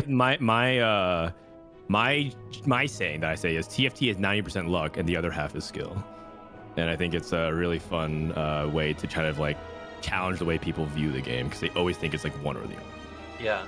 I think what I like to think about is if we could play TFT perfectly. So I'm judging this based off my experiences in chess and poker with artificial intelligence. I think if we could play TFT perfectly, you would top 4 very close to 100, like over 99% against the 7 best players in the world right now. So I would argue that, like, I guess, like, I'm saying, like, a lot of people complain that they get unlucky even if they're, you know, in like gold elo, which is fine. A lot of people complain that they're unlucky and that's why they lost the game, but it's actually always in your control. Well, it could be in your control. Realistically, yeah. I mean, realistically, you can't just suddenly play like a challenger player if you're a gold player, but like, the games are winnable if you are more skilled. So like, you could, like, I think actually a lot of the reason players who are passionate about the game, but unable to like climb out of a lower rank that they are trying to climb out of, is because they mentally keep blaming luck when they're losing. That's one of the things I really like about playing TFT and Gold Elo, because I am a TFT scrub and quite proud of it. And I have been challenger in TFT. Once in my life I was, and I didn't enjoy that much at all. But I don't mind sitting down with a new set and being in gold and just messing around for a bit. And I think a lot of it is that when you are in gold elo, the knowledge that if you played better, you would have won feels so much more present and tangible than it does in challenger. The highest I've been recently is like diamond, but even in diamond, it felt less tangible to me. Like suddenly it wasn't so clear where I was meant to be improving, and stuff started to be harder to grasp and see. And when you're feeling like that, the luck starts to show up and you start to notice it because you aren't able to focus on the things to improve as easily, I think. Yeah, that's definitely part of it for sure. I think TFT also doesn't do itself any favors. One of the challenges of the game in general is how much hidden information there is. It's funny that Ram was in this call. He's usually one of the people that I use as like sort of like a encyclopedia of knowledge of like random facts. Like, hey, does this work with this? Or is this confirmed as a bugged interaction? And Ramblin, because of how diligent of a person he is in general, is very thorough with like understanding the max amount of information he has going into it. And TFT has like way too many hidden mechanics, interactions, and of things for you to know that could actually just sabotage your game. Like you could actually simply lose because you just didn't know that this augment didn't work, and that's actually happened historically multiple times per set. Yeah. I mean, I lost my last LAN tournament besides the Vegas Open because I took an augment that literally did nothing. Yeah. So that's unfortunate, and that's like a big challenge that TFT has to overcome because of how complicated the game is, right? It's like evolving. When something doesn't work in, say, Spire, it's something that can kind of be worked on over time because they have that flexibility of it, but they update it every 2 weeks, which every update has a risk of breaking the hundreds of thousands of other different toothpicks that are holding up the engine. Yeah. The last time I tried to seriously play TFT, I started in the way that I would start with another strategy game, which I'd never tried before with TFT. But the way I would like start seriously trying to play another strategy game is I would sit down with the wiki and open a spreadsheet and start like writing down what things were and trying to look for like, this is a synergy space. You can do things with these pieces. They work well together, etc., etc., etc. And I worked out that like one of the pieces seemed mathematically like it was really good with this item. And so I was like, oh, cool. I've like done 45 minutes or so of this. I've learned one thing that I want to test. I went to a game and I got that piece and that item. And I was like, whoa, sweet. We get to look at this. I'm going to totally own stage 2 because I just did all that work and did the math. And I know that this is strong. And I got absolutely demolished, and it was so dissatisfying. And somebody was in my chat watching and was like, yeah, it might just not be working. And it was it was like soul crushing. Oh, Yeah, so I know that vibe, but I don't hate it. The way that people get better at TFT feels like a very shared communal experience with people. Like there's too much knowledge for one person to get on their own, and so everyone's kind of sharing it together. That's a really fun vibe. I mean, I think TFT at its core needs to not lose that. I think right now the community is growing a lot considerably, and that's something that I think hard to be critical of the higher of like the streaming community and the higher engaged audience is that they kind of forget that the game is more than just them. And I think that a lot of the decisions and complaints, and just to give some more background context, TFT, part of what makes the game really special for the players is the direct line of communication and accessibility that we have to the game devs. I don't know how many of you guys get to talk to the lead developer at Megacrit, for example. He was on the stream earlier this week. Casey was, okay. And Anthony will be chatting with us in 2 hours, actually. Okay, so an interesting day to ask that question. Yeah. Touche. Maybe I should have picked a better example, but I think that one thing that is somewhat unprecedented is the accessibility of not just of the dev team, but also Mortdog himself. And I think a lot of people take it for granted because they use it as an opportunity to kind of have this. There's actually kind of a meme within the community of like a saying. People say, "What about me?" And when they see someone else, high rolling, or you're having a bad swing of variance, people have this like running gag of saying like, what about me, God? Or what about me, Mort? But that's actually kind of a pervasive mentality that's actually starting to take over a lot. And they're starting to kind of talk about, it's almost like it almost feels like a political faction in some ways, which is not really the case, but it almost feels like we're the high elo players and like we represent like the greater interest of the health of the game. And then we're like, we're the casual players, like we represent like your financial viability as like a business, and it's like this kind of like a conflict that is not really a thing, but like I can see it slowly becoming a thing because this set in particular, set 10, the music set has been well received across the board by competitive players, but there's been reports of like the casual audience really doesn't like it, especially in really large regions like China.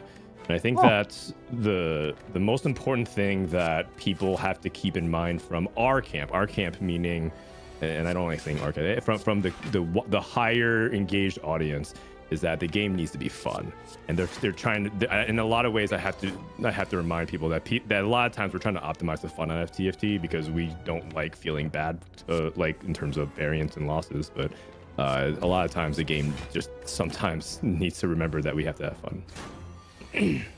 I'm surprised that people wouldn't like the set with like really sweet music in it. As a person who enjoys TFT very casually, perhaps I can be a third political faction, the people who just kind of like don't even care about playing and would like to watch a streamer play and yell about going 8th, which is a great time. And you don't have to know what the pieces are to enjoy that, for people wondering. Yeah, and that's why I'm saying to try to organize them by tribe or whatever is like not correct. It's Right, more of about course, like of course. where you have a bunch of sliders, if you will, as your player profile, and like where these type of players are affected by every kind of decision. And there's a lot of players like you as well. It's just that there's also a lot of disgruntled casual gamers who are just saying like, man, this set's like too hard.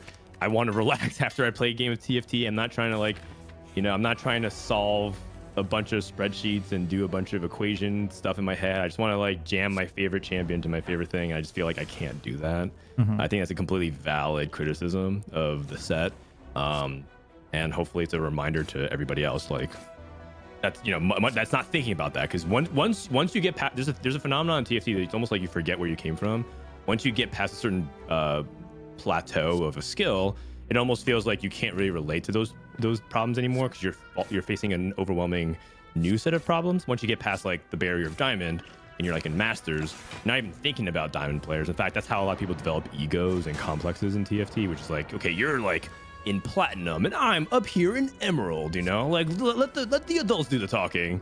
And that kind of this kind of phenomenon actually quite enrages me. It actually makes me really upset when I see people doing that, especially when they're like entitled. It's like they're like a masters player and they're trying to correct someone who's like 50 LP behind them, which is literally like one game difference. That kind of thing makes me kind of embarrassed that that's like the kind of discourse we have sometimes.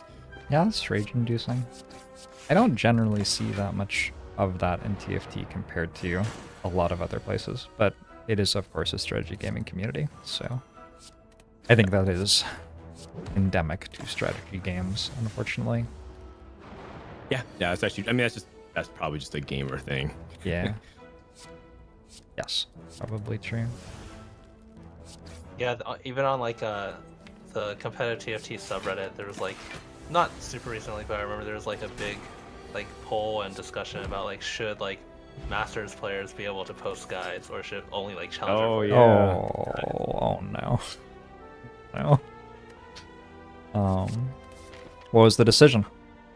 I think they decided anyone could, but even I guess like amongst like the people that I talk to who are like some of the best players in NA, there's like a lot of disagreement where some people were like there's no point if a Masters player posts a guide because like they're playing a different game.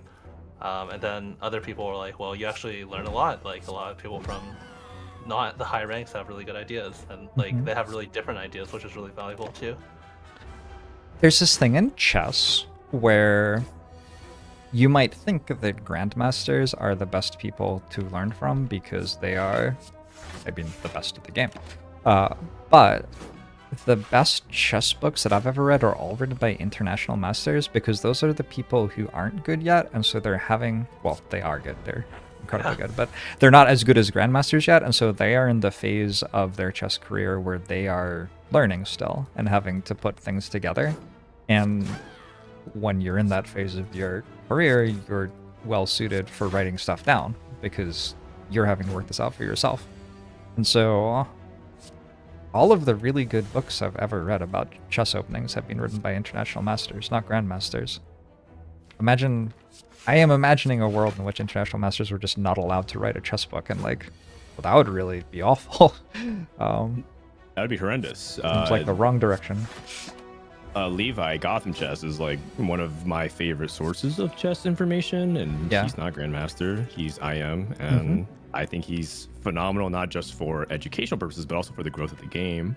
I guess this is a weird time to bring it up. It sounds, it's gonna sound a little weird coming from me, but I think that's why people like me, because I feel like they can learn from my perspective, because I'm not as good as Aesah. I'm nowhere near as good as Ramblin, but I think that they enjoy having accessibility through somebody that is in the process of trying to improve, and almost act like that gateway for them to get into like high elo explanation. Many top TFT players are very poor at explaining like what works for them and why, either through a mixture of not practicing the ability to educate and explain and coach, as well as not actually diving into the reasoning and thinking behind a lot of the structures of which makes their success. And yes, according to chat, according to my hair, yes, that is the big reason. Also, yeah, you do a lot of work. You're on a good TFT channel. I think that's a large part of why people like your channel. Well, thank you. You're welcome. Thank you, as a viewer of yours, every now and then. No problem.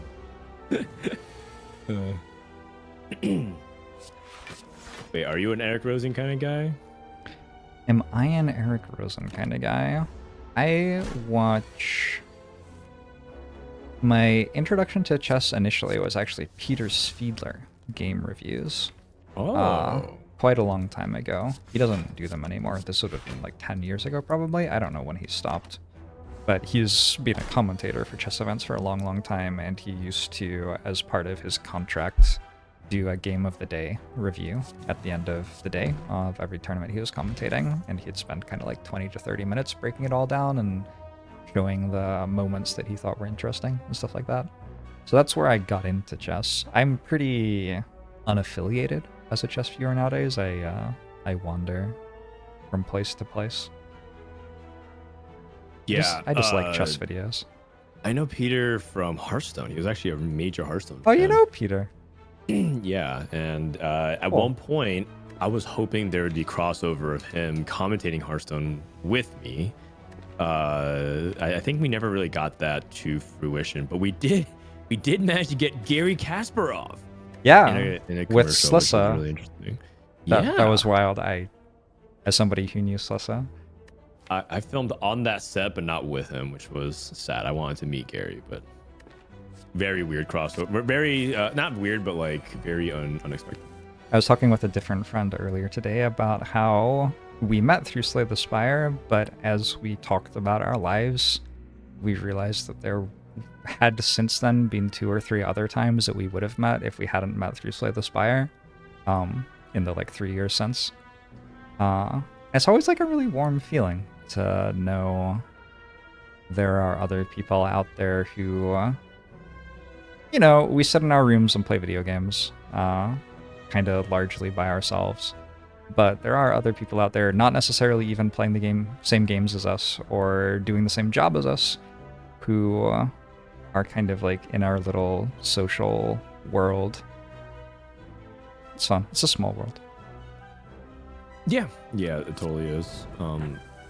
The industry is very small. I think we're getting actually quite many reminders of that through, at least in the esports side, through how small it is in terms of our financial viability as a sector. But it is very small, which is also just as a reminder to anybody who is interested in getting involved, is that people remember, right? You can't. That's partially why it's so dangerous to try to think that you can get away and be a bad actor. Not that anybody here is, because the industry is that small. You're gonna run into people a lot, especially if you live in Southern California. You run into them like every other week. Wait, you run into bad actors every other week? You said? Well, no, I was saying that you run into like the same faces. Right? So if you're going to the gaming awards, and then you go to a Halloween party, and then you go to a panel, or you're running into the same people all the time, and that's why there's like a weird like inside series of jokes between people who go to those kinds of events, because you can't get away from them. And that also, but it's not like, and the really unfortunate thing too is there's a lot of people who are bad actors in the space that still are around, and you do unfortunately have to meet them, and you can't really do much about it. That's like another really frustrating aspect. And knowing this information, if this is the first time you've heard it, some people's like social media feeds might make more sense when they're talking about that kind of stuff now, because it's just really frustrating to deal with some people who just really don't belong anywhere near, I guess, people, and they just take advantage of the fact that gaming and streaming and esports is like new, and there's a lot of people who don't know what they're doing. And there's a lot of money to be. Sorry to take a dark turn on that. Oh, I see. I actually haven't encountered that much in like my space in TFT. Obviously, I know you've been more involved on like the in parts of that in TFT as well as other games. But I actually haven't encountered that too much in my time at TFT, which is nice. I do think I think that's partially what makes TFT really nice, is that we haven't experienced that yet. I will also say that it's because TFT hasn't had the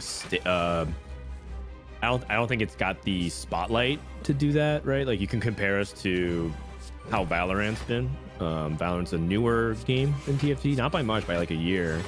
But you're already seeing a lot of terrible practices and manipulation and opportunistic things that people are doing. Anything from,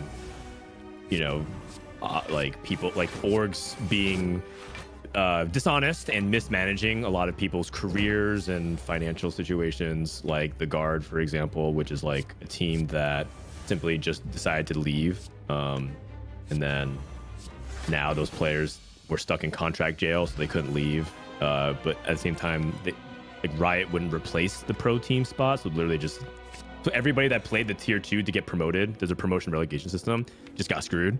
So like there's always like different like terrible business practices. There's just people who don't also respect human decency and rights, so like there's the usual stuff. So yeah. Do you find it's largely people who are on like in back-end jobs?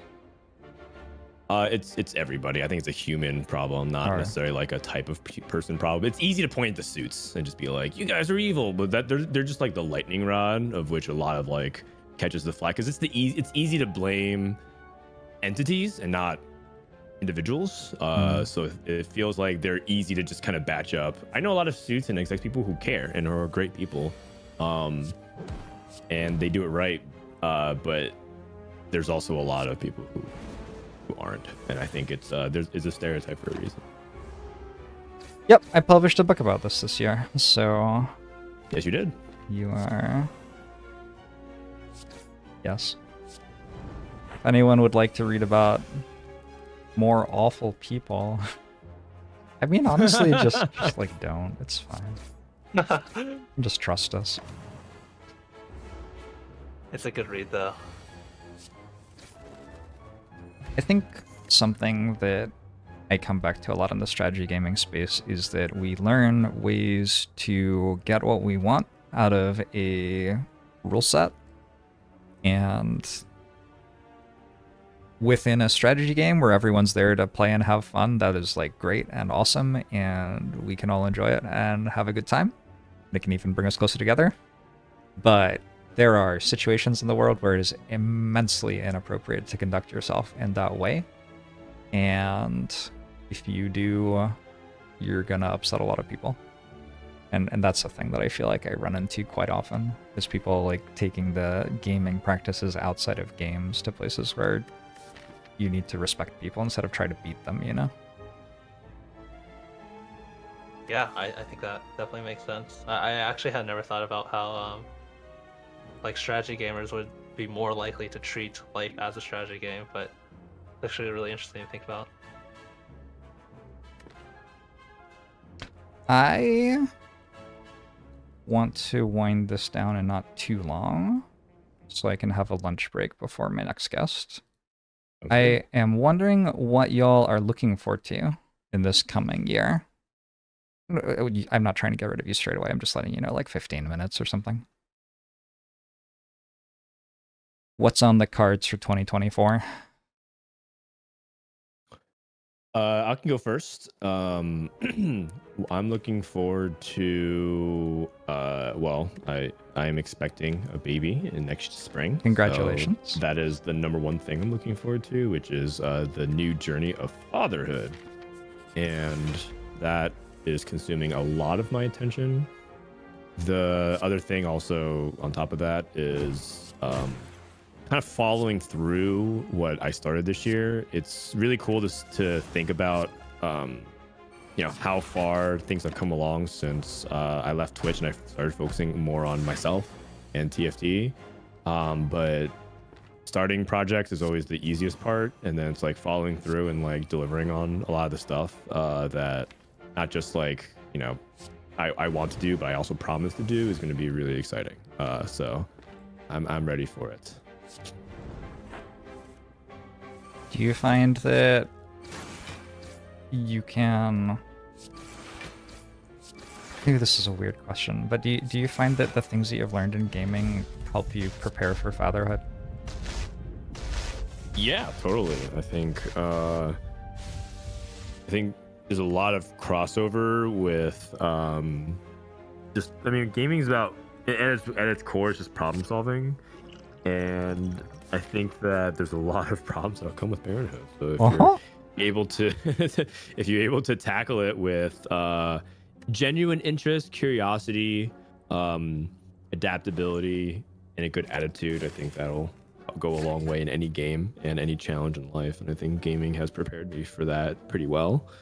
I also think that as we have also learned, that gaming by yourself is a lot worse than gaming with a team or a partner. So I'm really glad that we set up our arrangement. It's not just me and my wife Taylor, but also we have her best friend living with us as well, who also is going to be helping out as well. So we kind of have we're going to 3v1. So that should theoretically make it easy. 3v1. I'm really enjoying. I feel like there's a trend increasingly to talk about real life situations in NVN language. Yeah. I was watching a Pobelter stream the other day, and he was talking about how his dogs could 1v1 a fox and stuff like that. It's just like, I don't know. It brings me so much joy.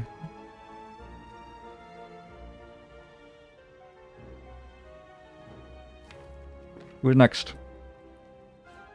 I can go. Yeah. The main thing I'm looking forward to is just hopefully getting re-involved in the TFT scene, which is it's not that I've completely left at any individual point, but when I look at the last 3 sets compared to how I looked at the game in set 6, I feel like I haven't been at my best, both in terms of competing and streaming and creating content, and I feel like this set is a set where I can do that. So I'm looking forward to whether or not that is doing well in tournaments. That's not the goal. It's just I want to be a part of it, and I want to be a part of the game's growth because I'm very optimistic about the game's direction based on how this set has gone and how Vegas went, and just talking to the devs and getting to know them over the year, getting to know the community. I feel like it's something I don't want to leave, which is something I was definitely considering last set, is finding something to replace that, and it's really hard to replace. Mm-hmm.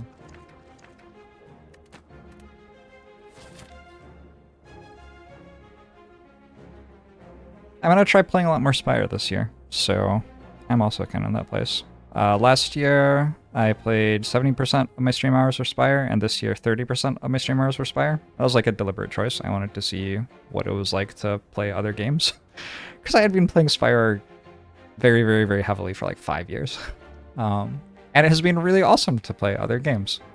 And it has made me curious what it would be like to play lots of Spire with the added perspective that I gained this year from playing other games again. Will be like. Also, like, have reached out to more people this year to meet people from other gaming communities. Like this week is an example of that. That's been a goal of mine. And I think that like kind of makes your social fabric feel a lot more robust if you are a single player strategy game person. Do you feel like it's important to have friends from outside of TFT? Is that a thing that you think about at all? Any of you? I mean, I think the thing you're doing now is, like, even with this, is a really cool thing. But I think having some friends outside of TFT is important because TFT, I don't know, I feel like TFT, at least for a lot of us, kind of is life consuming. Like, we spend so much time in TFT. And even like when I went to, like we talked about earlier, like Vegas Open, and I'm meeting people that have been my friends for years, like really close. Like I've talked to like Ramblin, for example, like nearly daily for years. And then I guess this is not the best example since we're talking about TFT, but a lot of times you just end up talking about TFT since that's like such a big part of your life and shared experience. So I think it's important to have, you know, friends outside of that as well, where it like doesn't, it's not like the first thing on your mind a lot of the times. Yeah. And I think going back to your point about making a coaching site for TFT, I think you can also see a lot of things that could be useful in the community that you're in if you look at communities around it. Yeah, definitely, for sure. I met a lot of people through that I would not have met otherwise, and I feel like it's been really awesome. I think I had no idea what to expect. I guess this would also be like what I'm looking forward to most this year. Is this is the first time I've done like something like a business, I guess, and I had absolutely no idea what to expect, but so many people have helped me so much. I had like a lot of anxiety going into it that like my customers would flame me. They'd say my content sucks, so like other people would be like, oh, like this guy's charging money for, like, I don't know. I had like a lot of anxiety, but everyone's been like super nice and super helpful, and yeah, I'm just really excited about that. And also, like Ramblin said, I'm just really excited to get back in the TFT community, because actually less than a week before I decided to make the TFT coaching site, I was actually interviewing with Run It Once, which was really cool to talk to Phil Galfond. That would have been, you would have signed for Run It Once alongside 3 of the top 5 moneymakers in poker history or something like that. That would have been an incredible moment to sign. Did you see their recent signings? Yeah, I saw that. Oh my god, that would have been wild. Sorry, I interrupted you. No, it's all good. But I was just thinking, like, I was actually interviewing to be a community manager to basically Sure. build their Discord and stuff. But I was thinking that, like, man, at the time I was kind of just looking for anything to do. But in hindsight, I'm kind of glad I didn't. I end up like I was willing to follow through with that opportunity, but I didn't have the opportunity to. And in hindsight, I'm kind of glad, because just like going back to the TFT community, everyone is like so wholesome. Whereas like in poker, like even on like Reddit, which is I don't want to get like too political. I mean, it's Jorbs channel, but like Reddit obviously is more left leaning. But even on like r/poker, there's frequently threads about like, why aren't women good at poker? And the top comment is just like, oh, they're not that smart or something. And it's like, so I'm glad I'm back in the TFT community. Yeah.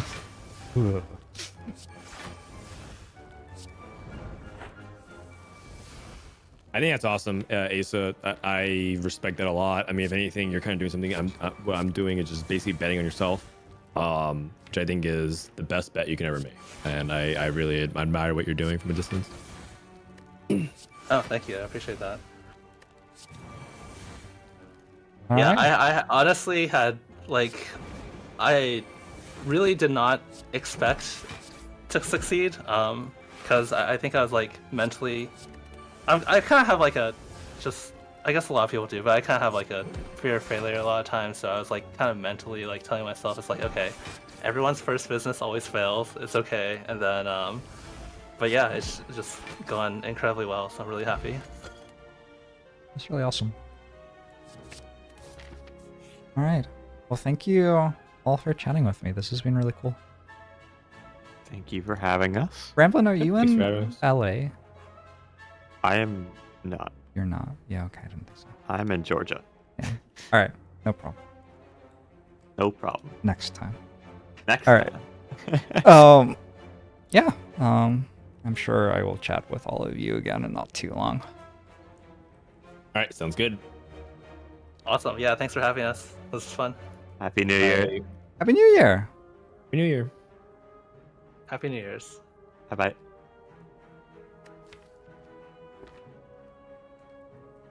I have so many lovely friends, Twitch chat. Oh my god, those transforms. Oh my lord. So we played one of the least exciting watch runs I've ever played, and now we are playing this. It's kind of ridiculous.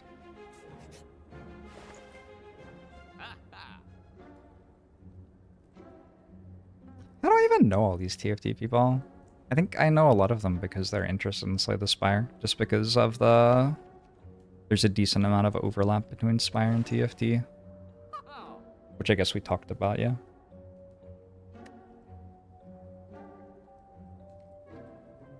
I might mess around and sync my nap with Jorbs despite being 9 time zones apart. I don't think I'm gonna nap. I think I'm a bit too wired. I will stretch my legs after this run for sure. Maybe even like I'll get to the boss fight and take a stretch then.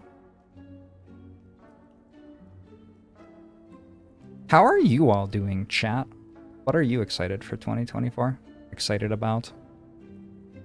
What are you happy about that you did in 2023?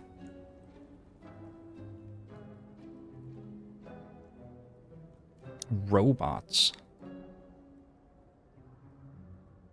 I have not a AK machine. What's happening with robots? About some squats, I'm sore.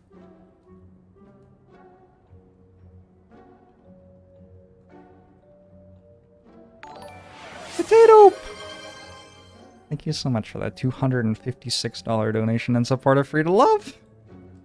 I haven't been doing as good a job today of plugging Free to Love, which is the charity I am raising money for this week. Free to Love is a charity which started in Seattle, Washington. At least it's headquartered in Seattle, Washington. And they raise money for art programs for kids, to teach kids to accept and love themselves, and to accept and love others through the language of creativity. Things like putting on plays and doing visual art and performing music together and stuff like that. They're a really awesome charity. They're very into positive community building, very anti-bullying, and I'm really excited to be supporting them this week because I think that that message of accepting yourself and others is an important message in the world of today, and that's an important thing to be communicating to the children of the next generation. I think it's something that we need to fight for a little bit, because I think that social media and the algorithms that so many young people are being exposed to today, like for me, social media is a new thing that happened some way through my life, and so I know what life was like before it. But there are young people today for whom social media has existed the entirety of their life, and the entirety of their life, this like thing in their phone or their parents' phone or on the TV has been telling them that they have to think certain ways and they have to engage and trying to get them to click on things and trying to get them upset so they'll keep on scrolling and etc. and etc. and etc. I think it's really, really, really important right now to be supporting organizations that are like, hey, you're okay. You're an okay person. And providing a way for people to spend time together in a three-dimensional space where they can get to know actual other human beings. So much of the time on social media, you're not even mad at another actual human being. Like, it could literally be a bot, but even if it's not like an actual spam bot trying to post some inflammatory message, like, you're often mad at your idea of some other human being who you're not even talking to, who you don't even know. It's like really important to actually talk to real human beings. So that is why I am supporting Free to Love today and for the rest of the week.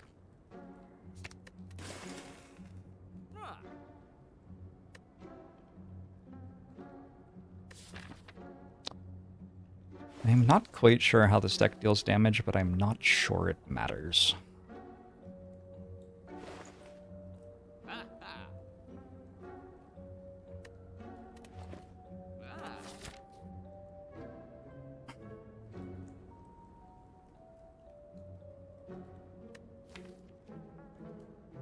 Also, like, I can go to the campfire to upgrade, but it doesn't really do anything. I'll just go here.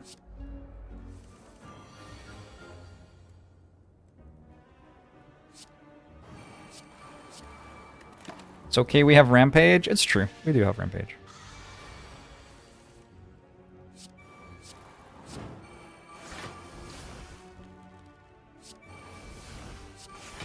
We also have this, whatever this is. But this seems pretty good.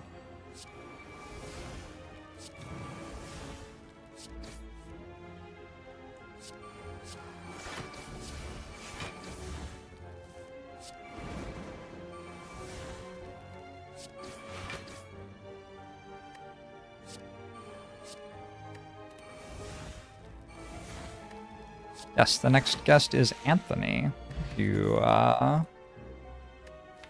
is half of Mega Crit Games. At least the first two people of Mega Crit Games, who has made a lot of games with with Casey before, and made Slay the Spire with him, and still works with him now. So that'll be a really fun conversation. I've talked to Anthony before. I'm not sure if I ever have talked to him on the channel before. But Casey and Anthony live in Seattle, so we have like hung out and played board games before and stuff like that. They're both sweet people.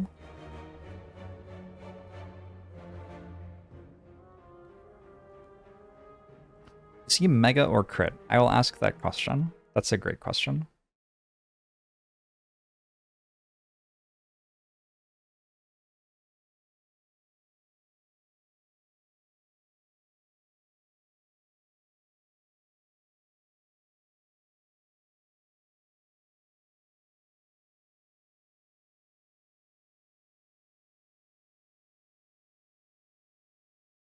Is a mega crit 2 times crit or 3 times crit? Another great question. You're gonna have to ask Anthony this, because I don't know. How would I know this stuff?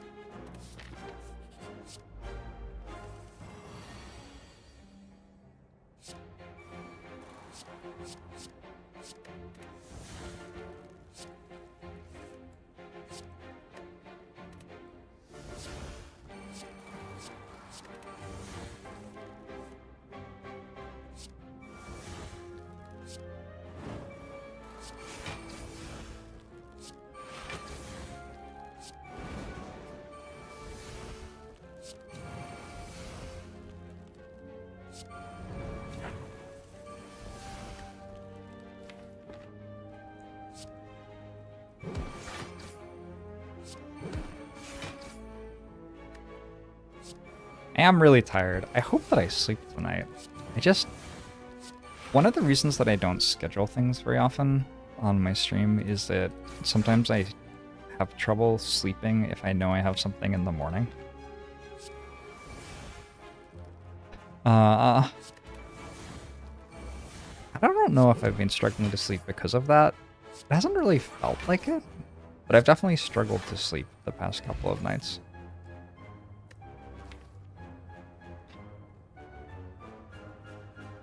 Oh, I have to take the guest test off screen. Whoops. Hey, Hidden Bear. As a proud owner of the most fucked up sleep schedule on the planet, do what you need to do. Yeah, there's a problem with doing what you need to do for sleep when you have calls scheduled from 8 a.m. until 5 p.m. on a day. You have significantly less flexibility.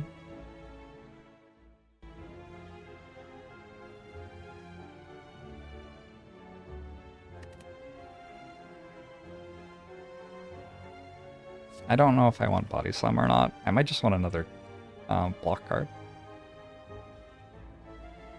I think a block card's fine.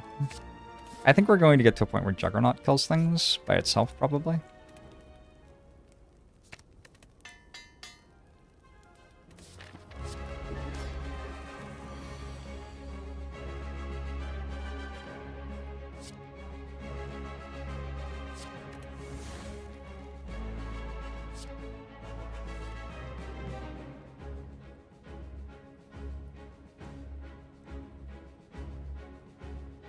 Don't know what I'm meant to do here. I don't know what I'm meant to exhaust. It might have to be flex.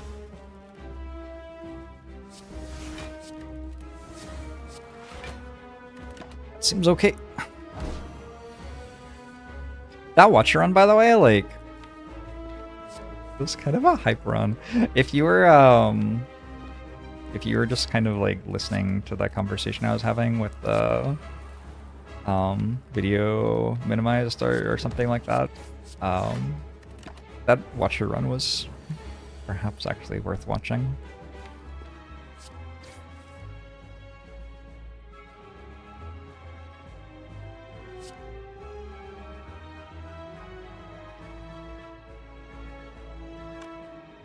Is this a no?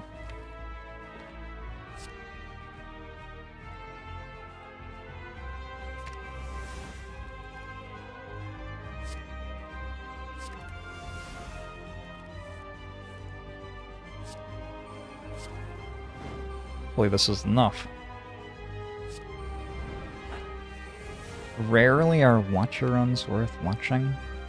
I don't know if that's true.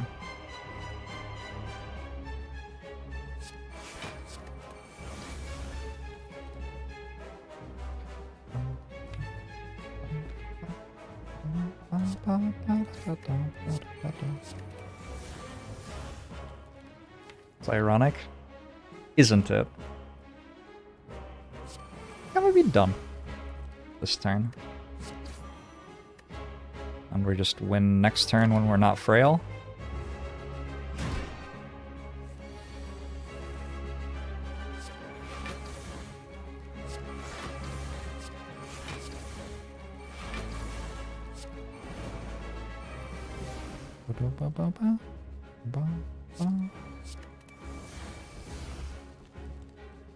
At least I hope we do.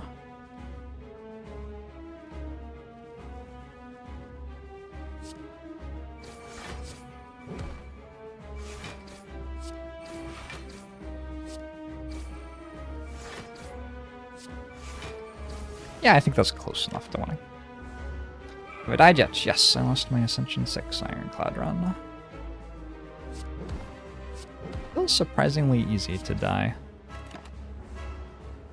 in this here game, Slay the Spire.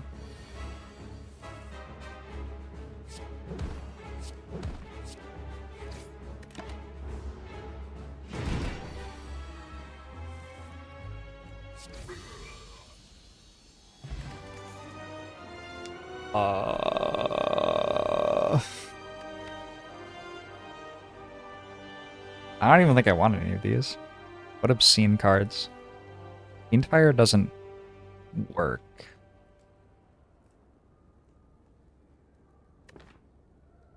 I already have Juggernaut and Corruption. I don't think I want second Juggernaut.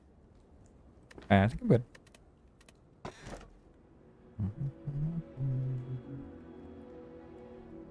Fusion Hammers very, very, very low downside.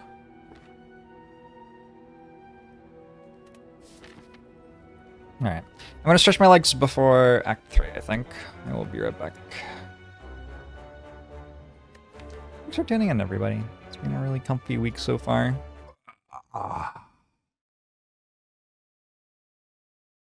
Which chat?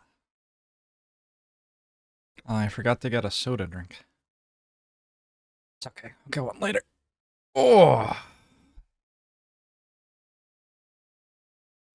Whenever you don't get relics that have some kind of turn usage counter on them, does it feel easier not having to think about I should play this or I should sell it for X, or do I prefer that?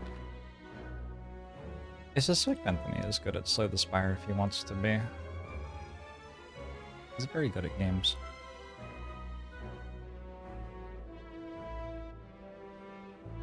But on the other hand, did make it, so I can imagine it not being that much fun to spend a ton of time playing a game that you have spent years working on already. You might want, you know, to do something else with your time.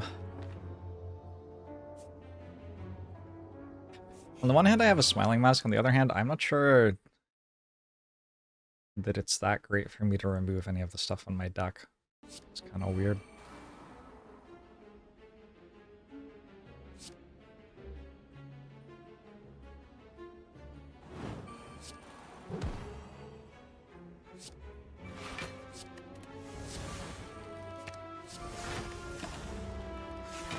Nice jazz stream with Slay the Spire in the background.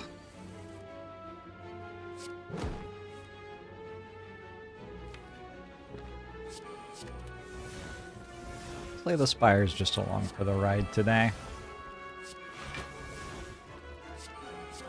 Oh, that's really true.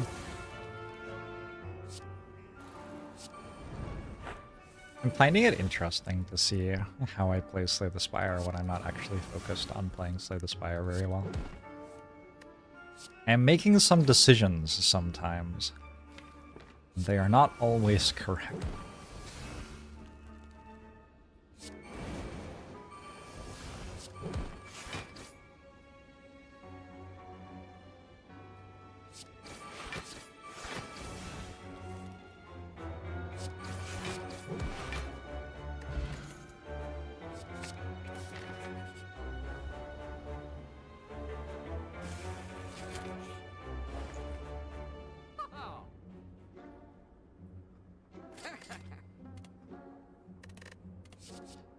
Drug Plus seems fine. Iron Wave? Is it ever Iron Wave?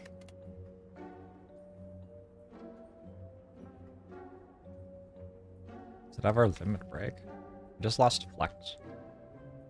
I still have Flex Potion.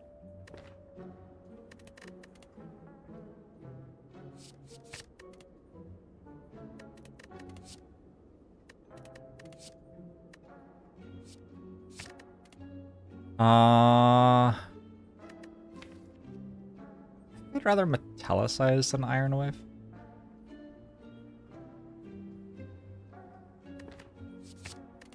Slightly. I don't actually know.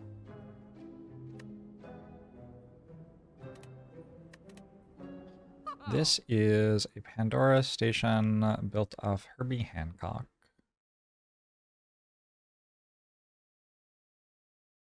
Only Herbie Hancock. Thanks, Herbie.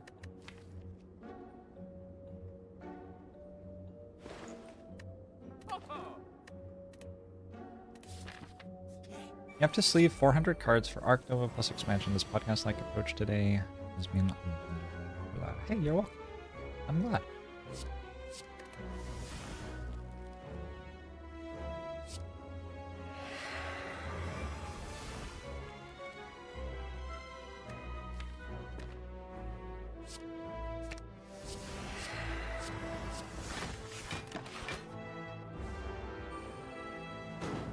Do I ever want to replace the decks I lost?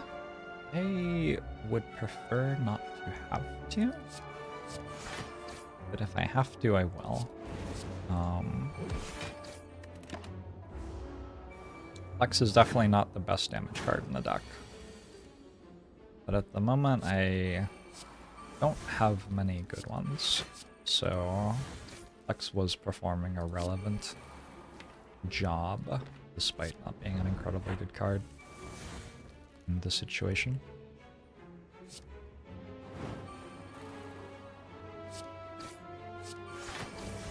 Like, sometimes Flex is actually good. This is not a situation where Flex is particularly good, but it was still a situation where Flex was doing something pretty useful.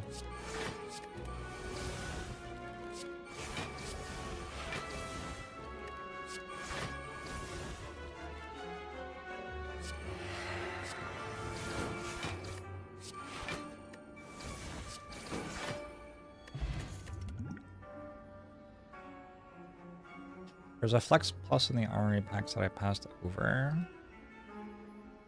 Did I skip it or did I take something else? Anyway, it was not like an important part of the deck. So the reason I'm not replacing it is it was doing something. I didn't hate having it. I probably wouldn't have paid to remove it, but I don't miss it that much now it's gone.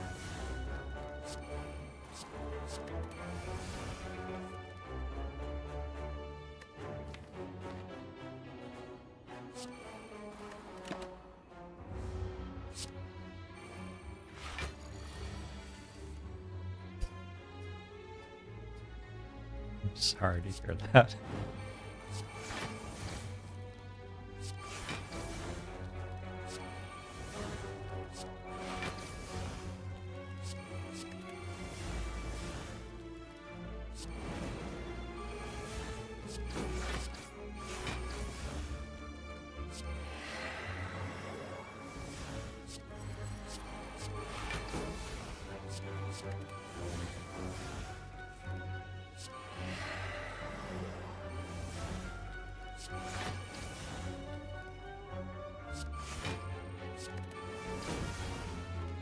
Alright, this is the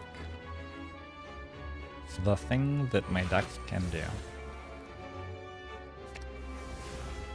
I now have 212 blocks.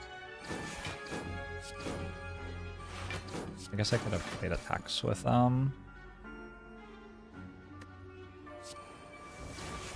Rage a little bit first. Oh well.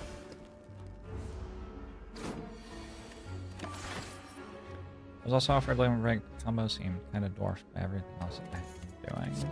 I didn't realize I was offered flex and limit break at the same time. I do not really want to try to make that work now.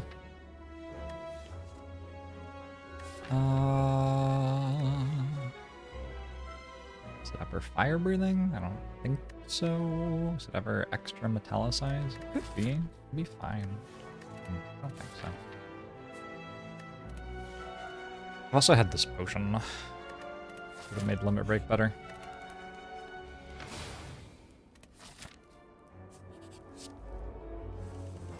You are building a rant about chiropractic videos on YouTube. Their propaganda legitimizing a scam and their unchecked ban please. Ban chiropractic or ban you? Chiropractic, right? This was unclear.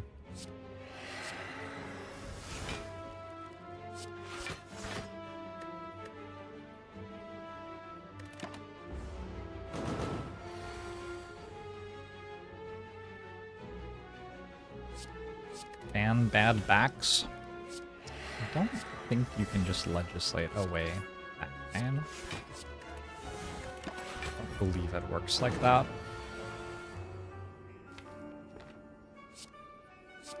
But you know what? Maybe it should.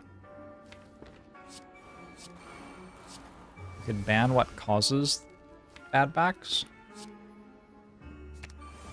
Aging? Chairs? What causes bad backs?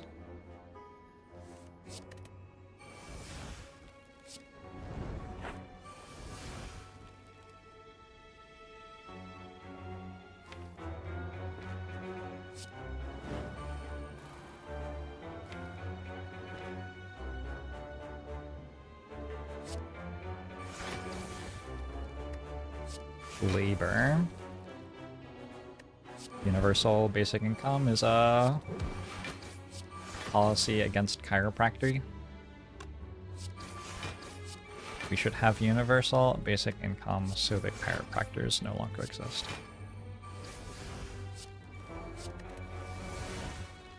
Not what I would have guessed, but okay.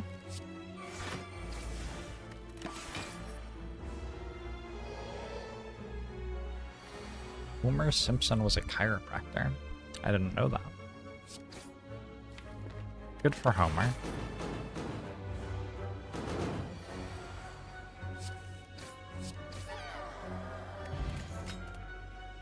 Unceasing pop.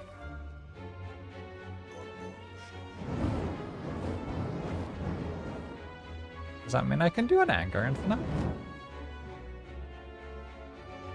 With rage? I don't really see why I wouldn't. I have another zero cost attack.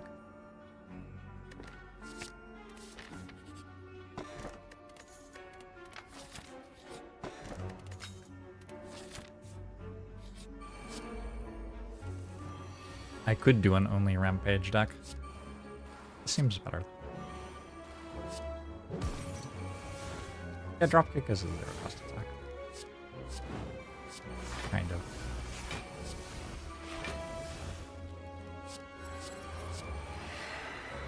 You're right, I didn't really need the anger, I already had dropkick.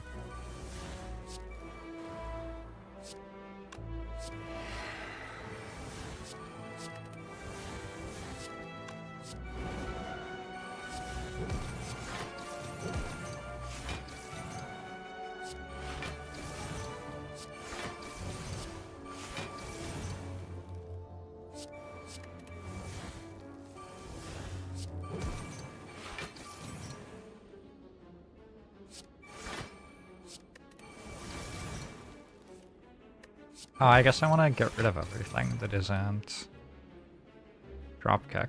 Well, I failed to do that. Whoops. I bet.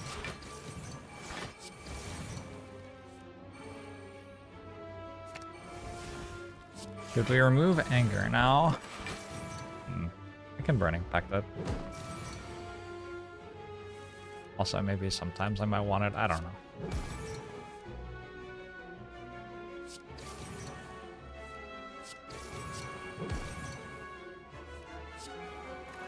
Anything's possible. Pew pew pew pew. Thanks for that $5 donation to support Free to Love. Appreciate it. Hope you're doing well today.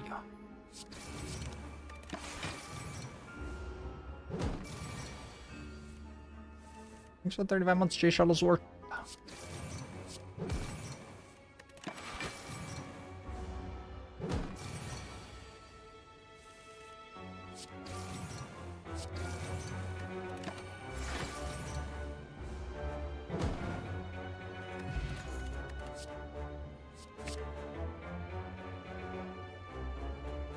Essence of the Steel? Essence of the Steel.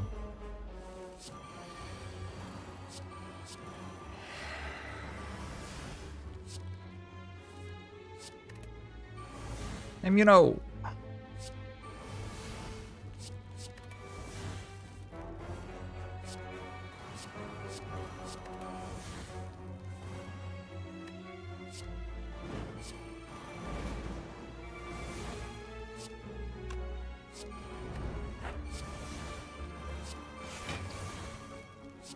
Arcade doesn't even block between fights. What a bad card. Sounds right, yep.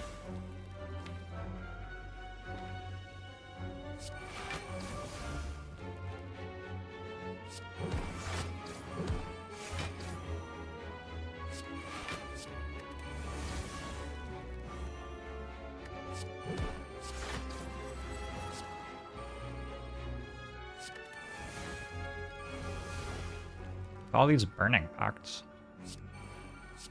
Get rid of that.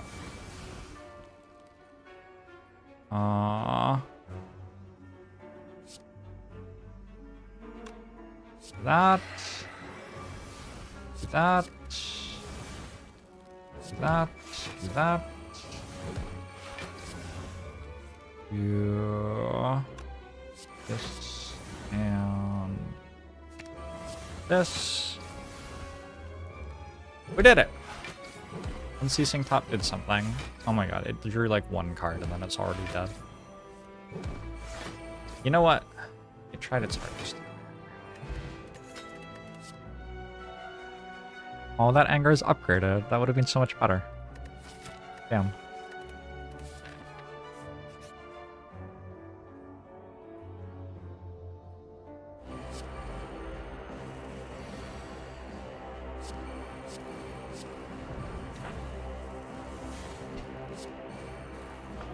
Perpetuating future anger is good. Interesting.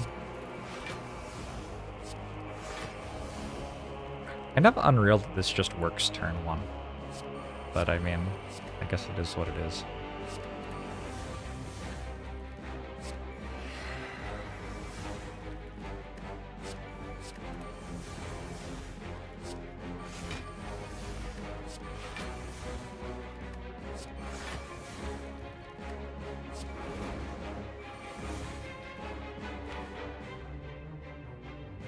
I need to hit Battle Trance with a delete.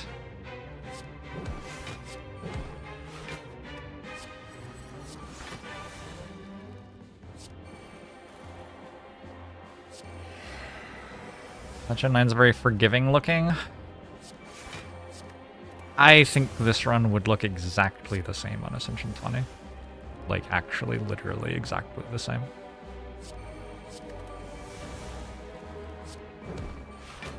Okay, so like maybe not literally exactly the same, but like pretty much the same.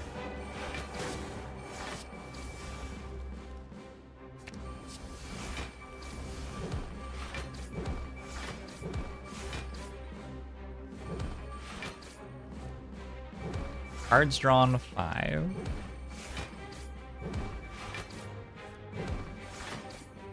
We're above 1 per turn. Go Unceasing Top. Go! Yes! My precious! Oh, another Anger Plus. Very upsetting.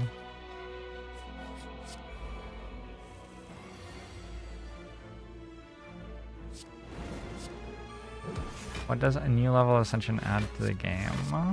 When you're playing, you can mouse over them to see. This is what the first 9 do.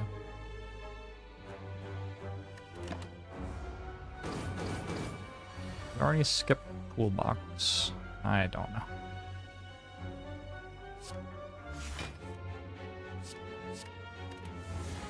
Do we need Toolbox for some reason? Why do we care about Toolbox here?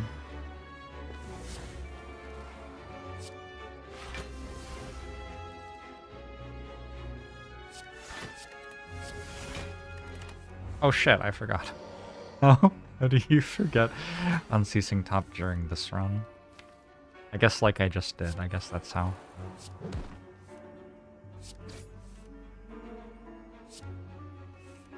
You've been missing Ascender's Bane? It'll be back soon. Have no fear. Ascender's Bane is here.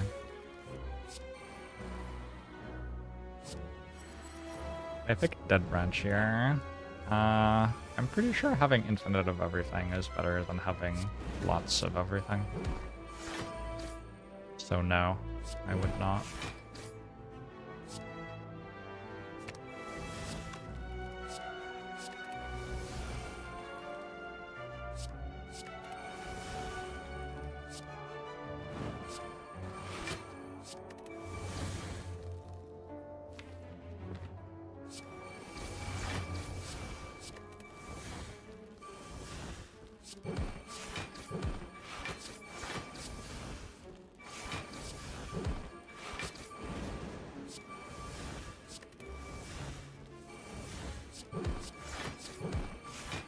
This is very much just go infinite on turn 1 sort of situation.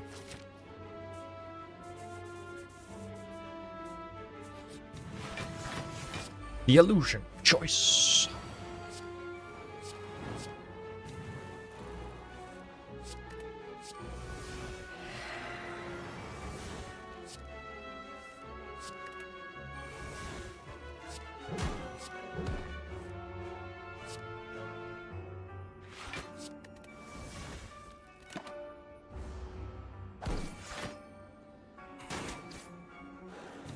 Imagine if anger also scaled like claw. Imagine if anger just was claw. Would that be better? I would argue yes.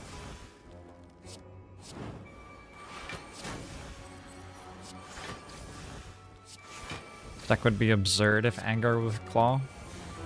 Unlike now, which is this deck is clearly not absurd at all right now.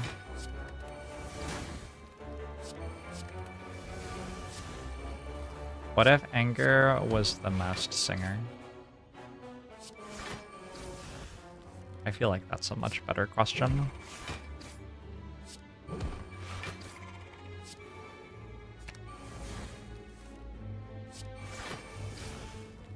How's it going, Blue Milker?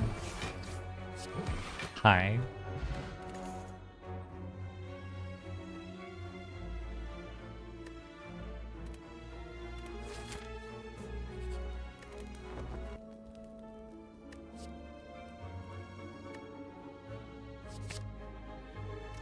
Would anger be better if it also drew 3 cards?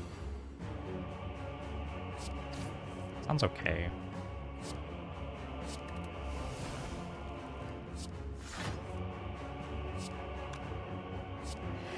Go turn 1!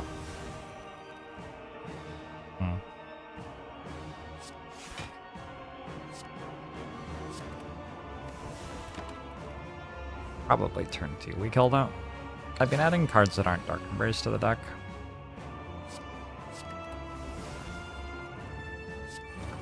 Which does slow it down a bit. A skim that costs 0 and deals damage. Sounds a lot like a Watcher card.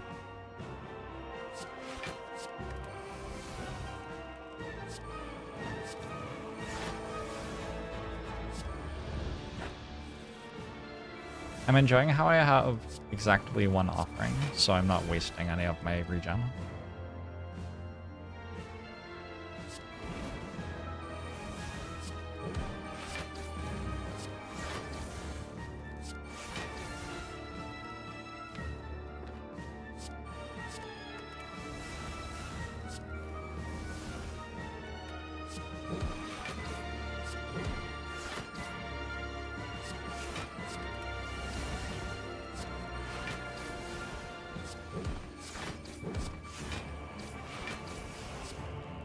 Does offering count against perfect bosses? It does take away perfect boss, yeah.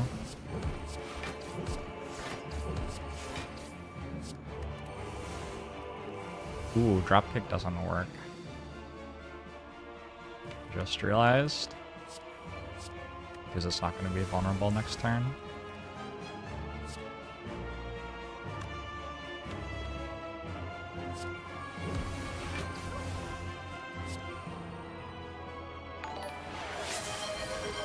Lagmar! It's a $1 donation to support Breed of Love.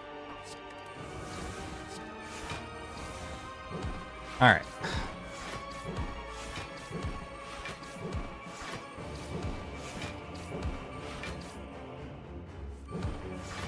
Did they change it so you can offering without... I mean, this change would have been like 4 years ago. I do not care very much about score, so I guess I don't really actually know these things. Play it in the same deck with 3 after images, 3 blurs, 3 Noctis Streams, and a Caltrops. Get tons of cards with Unceasing Top. Nice. These are the first 2 times that Unceasing Top has ever done anything in Slay the Spire. Your run and my run. Losing life to cards doesn't hurt perfect Chivas. Huh! It wasn't like that when I started playing the game, but I'm pretty sure that it has been like that for a very, very, very long time.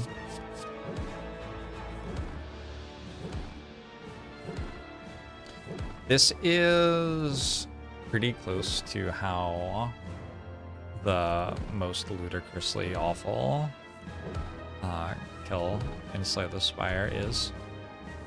Against Lagavulin, it gives you -6 strength, and then you Unceasing Top Anger Infinite. But you only deal damage with 1 copy of a 0-cost skill, which is also in your deck, and Letter Opener. Turns out that you have to play a lot of cards to deal 100 damage that way.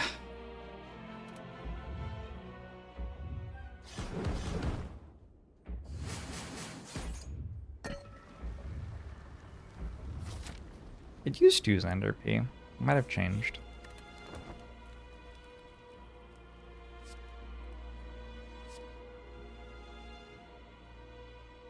I mentioned you in Discord. Did I mention everyone in Discord? I feel like I might have mentioned everyone in Discord.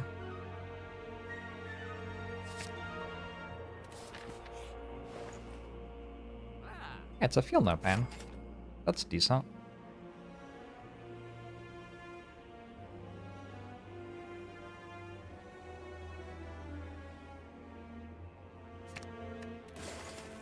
Body slam finisher? Unnecessary. I already have anger. Keep with the times. We're in anger deck now.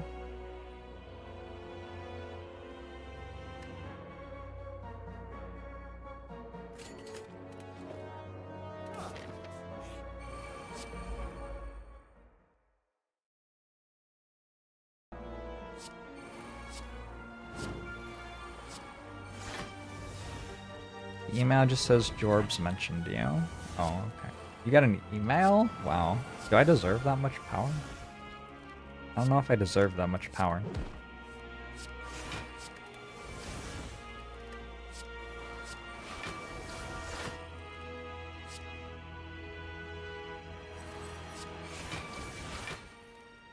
A 100 cycles ends up being 1,800 cards. 100 cycles ends up being 1,800 cards? There's no way. Anger? So you have 1 anger, so you want 2 to the 99? 2 to the 99 has 29 zeros. That's more than 1,800 cards.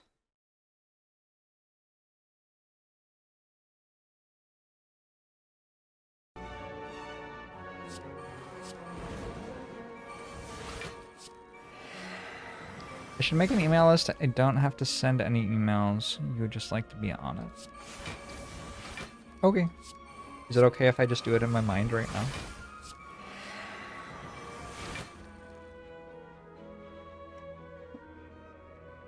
You know, emails.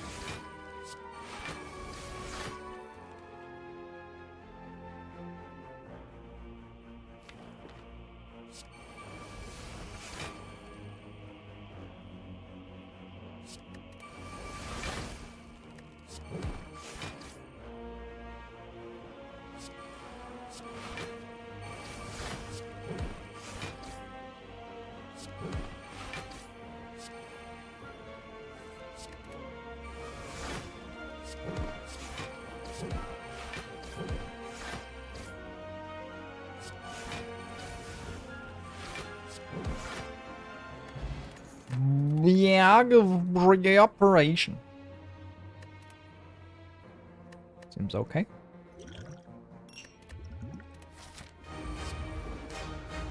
Never have a final verdict on Against the Storm. Oh, I think that game is really good. I've thought that for a long time.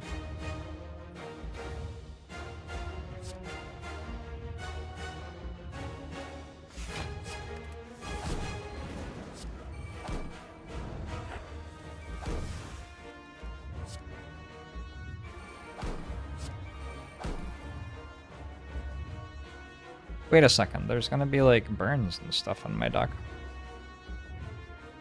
Oh. That means I don't want to do this turn 1. I guess I can just wait until turn 2. Seems fine.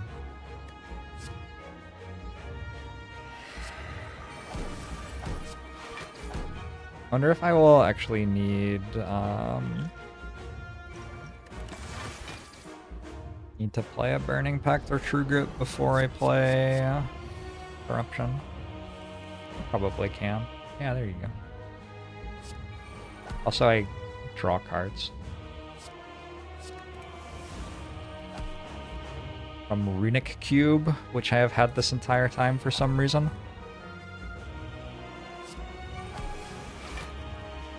Now let's get rid of that.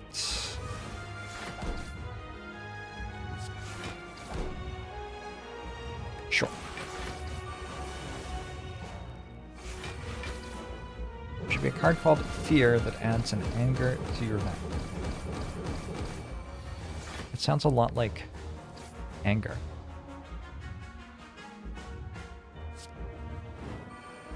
Like the thing it does, but it sounds very similar to just being anger.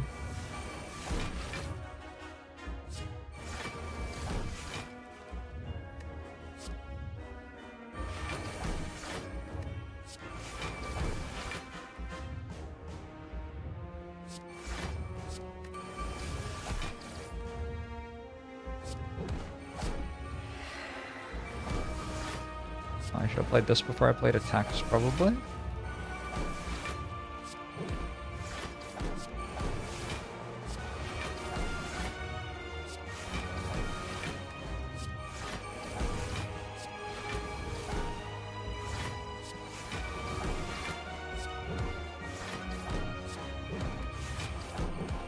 Do all of these go away by themselves?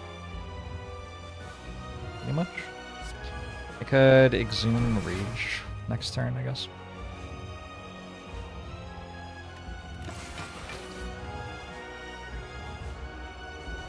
But 1,000 pressure points and had 1,000 cards being drawn from Simmering Fury. That was so much clicking.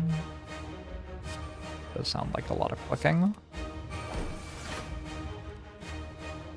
Wait, 1,000 bark or 1,000 pressure points?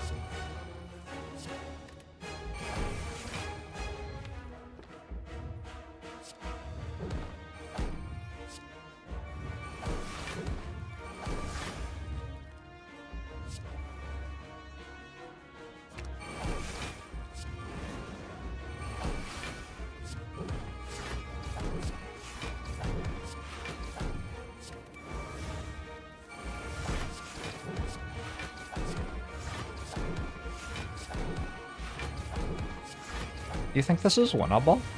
I don't know. I have thorns as well, huh? Maybe winnable. That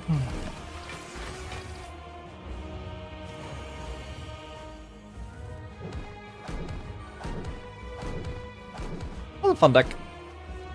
I got to do Unceasing Top Anger things. I guess Toxic Egg of Frozen Egg is a strong start to the run if you don't die immediately. GG.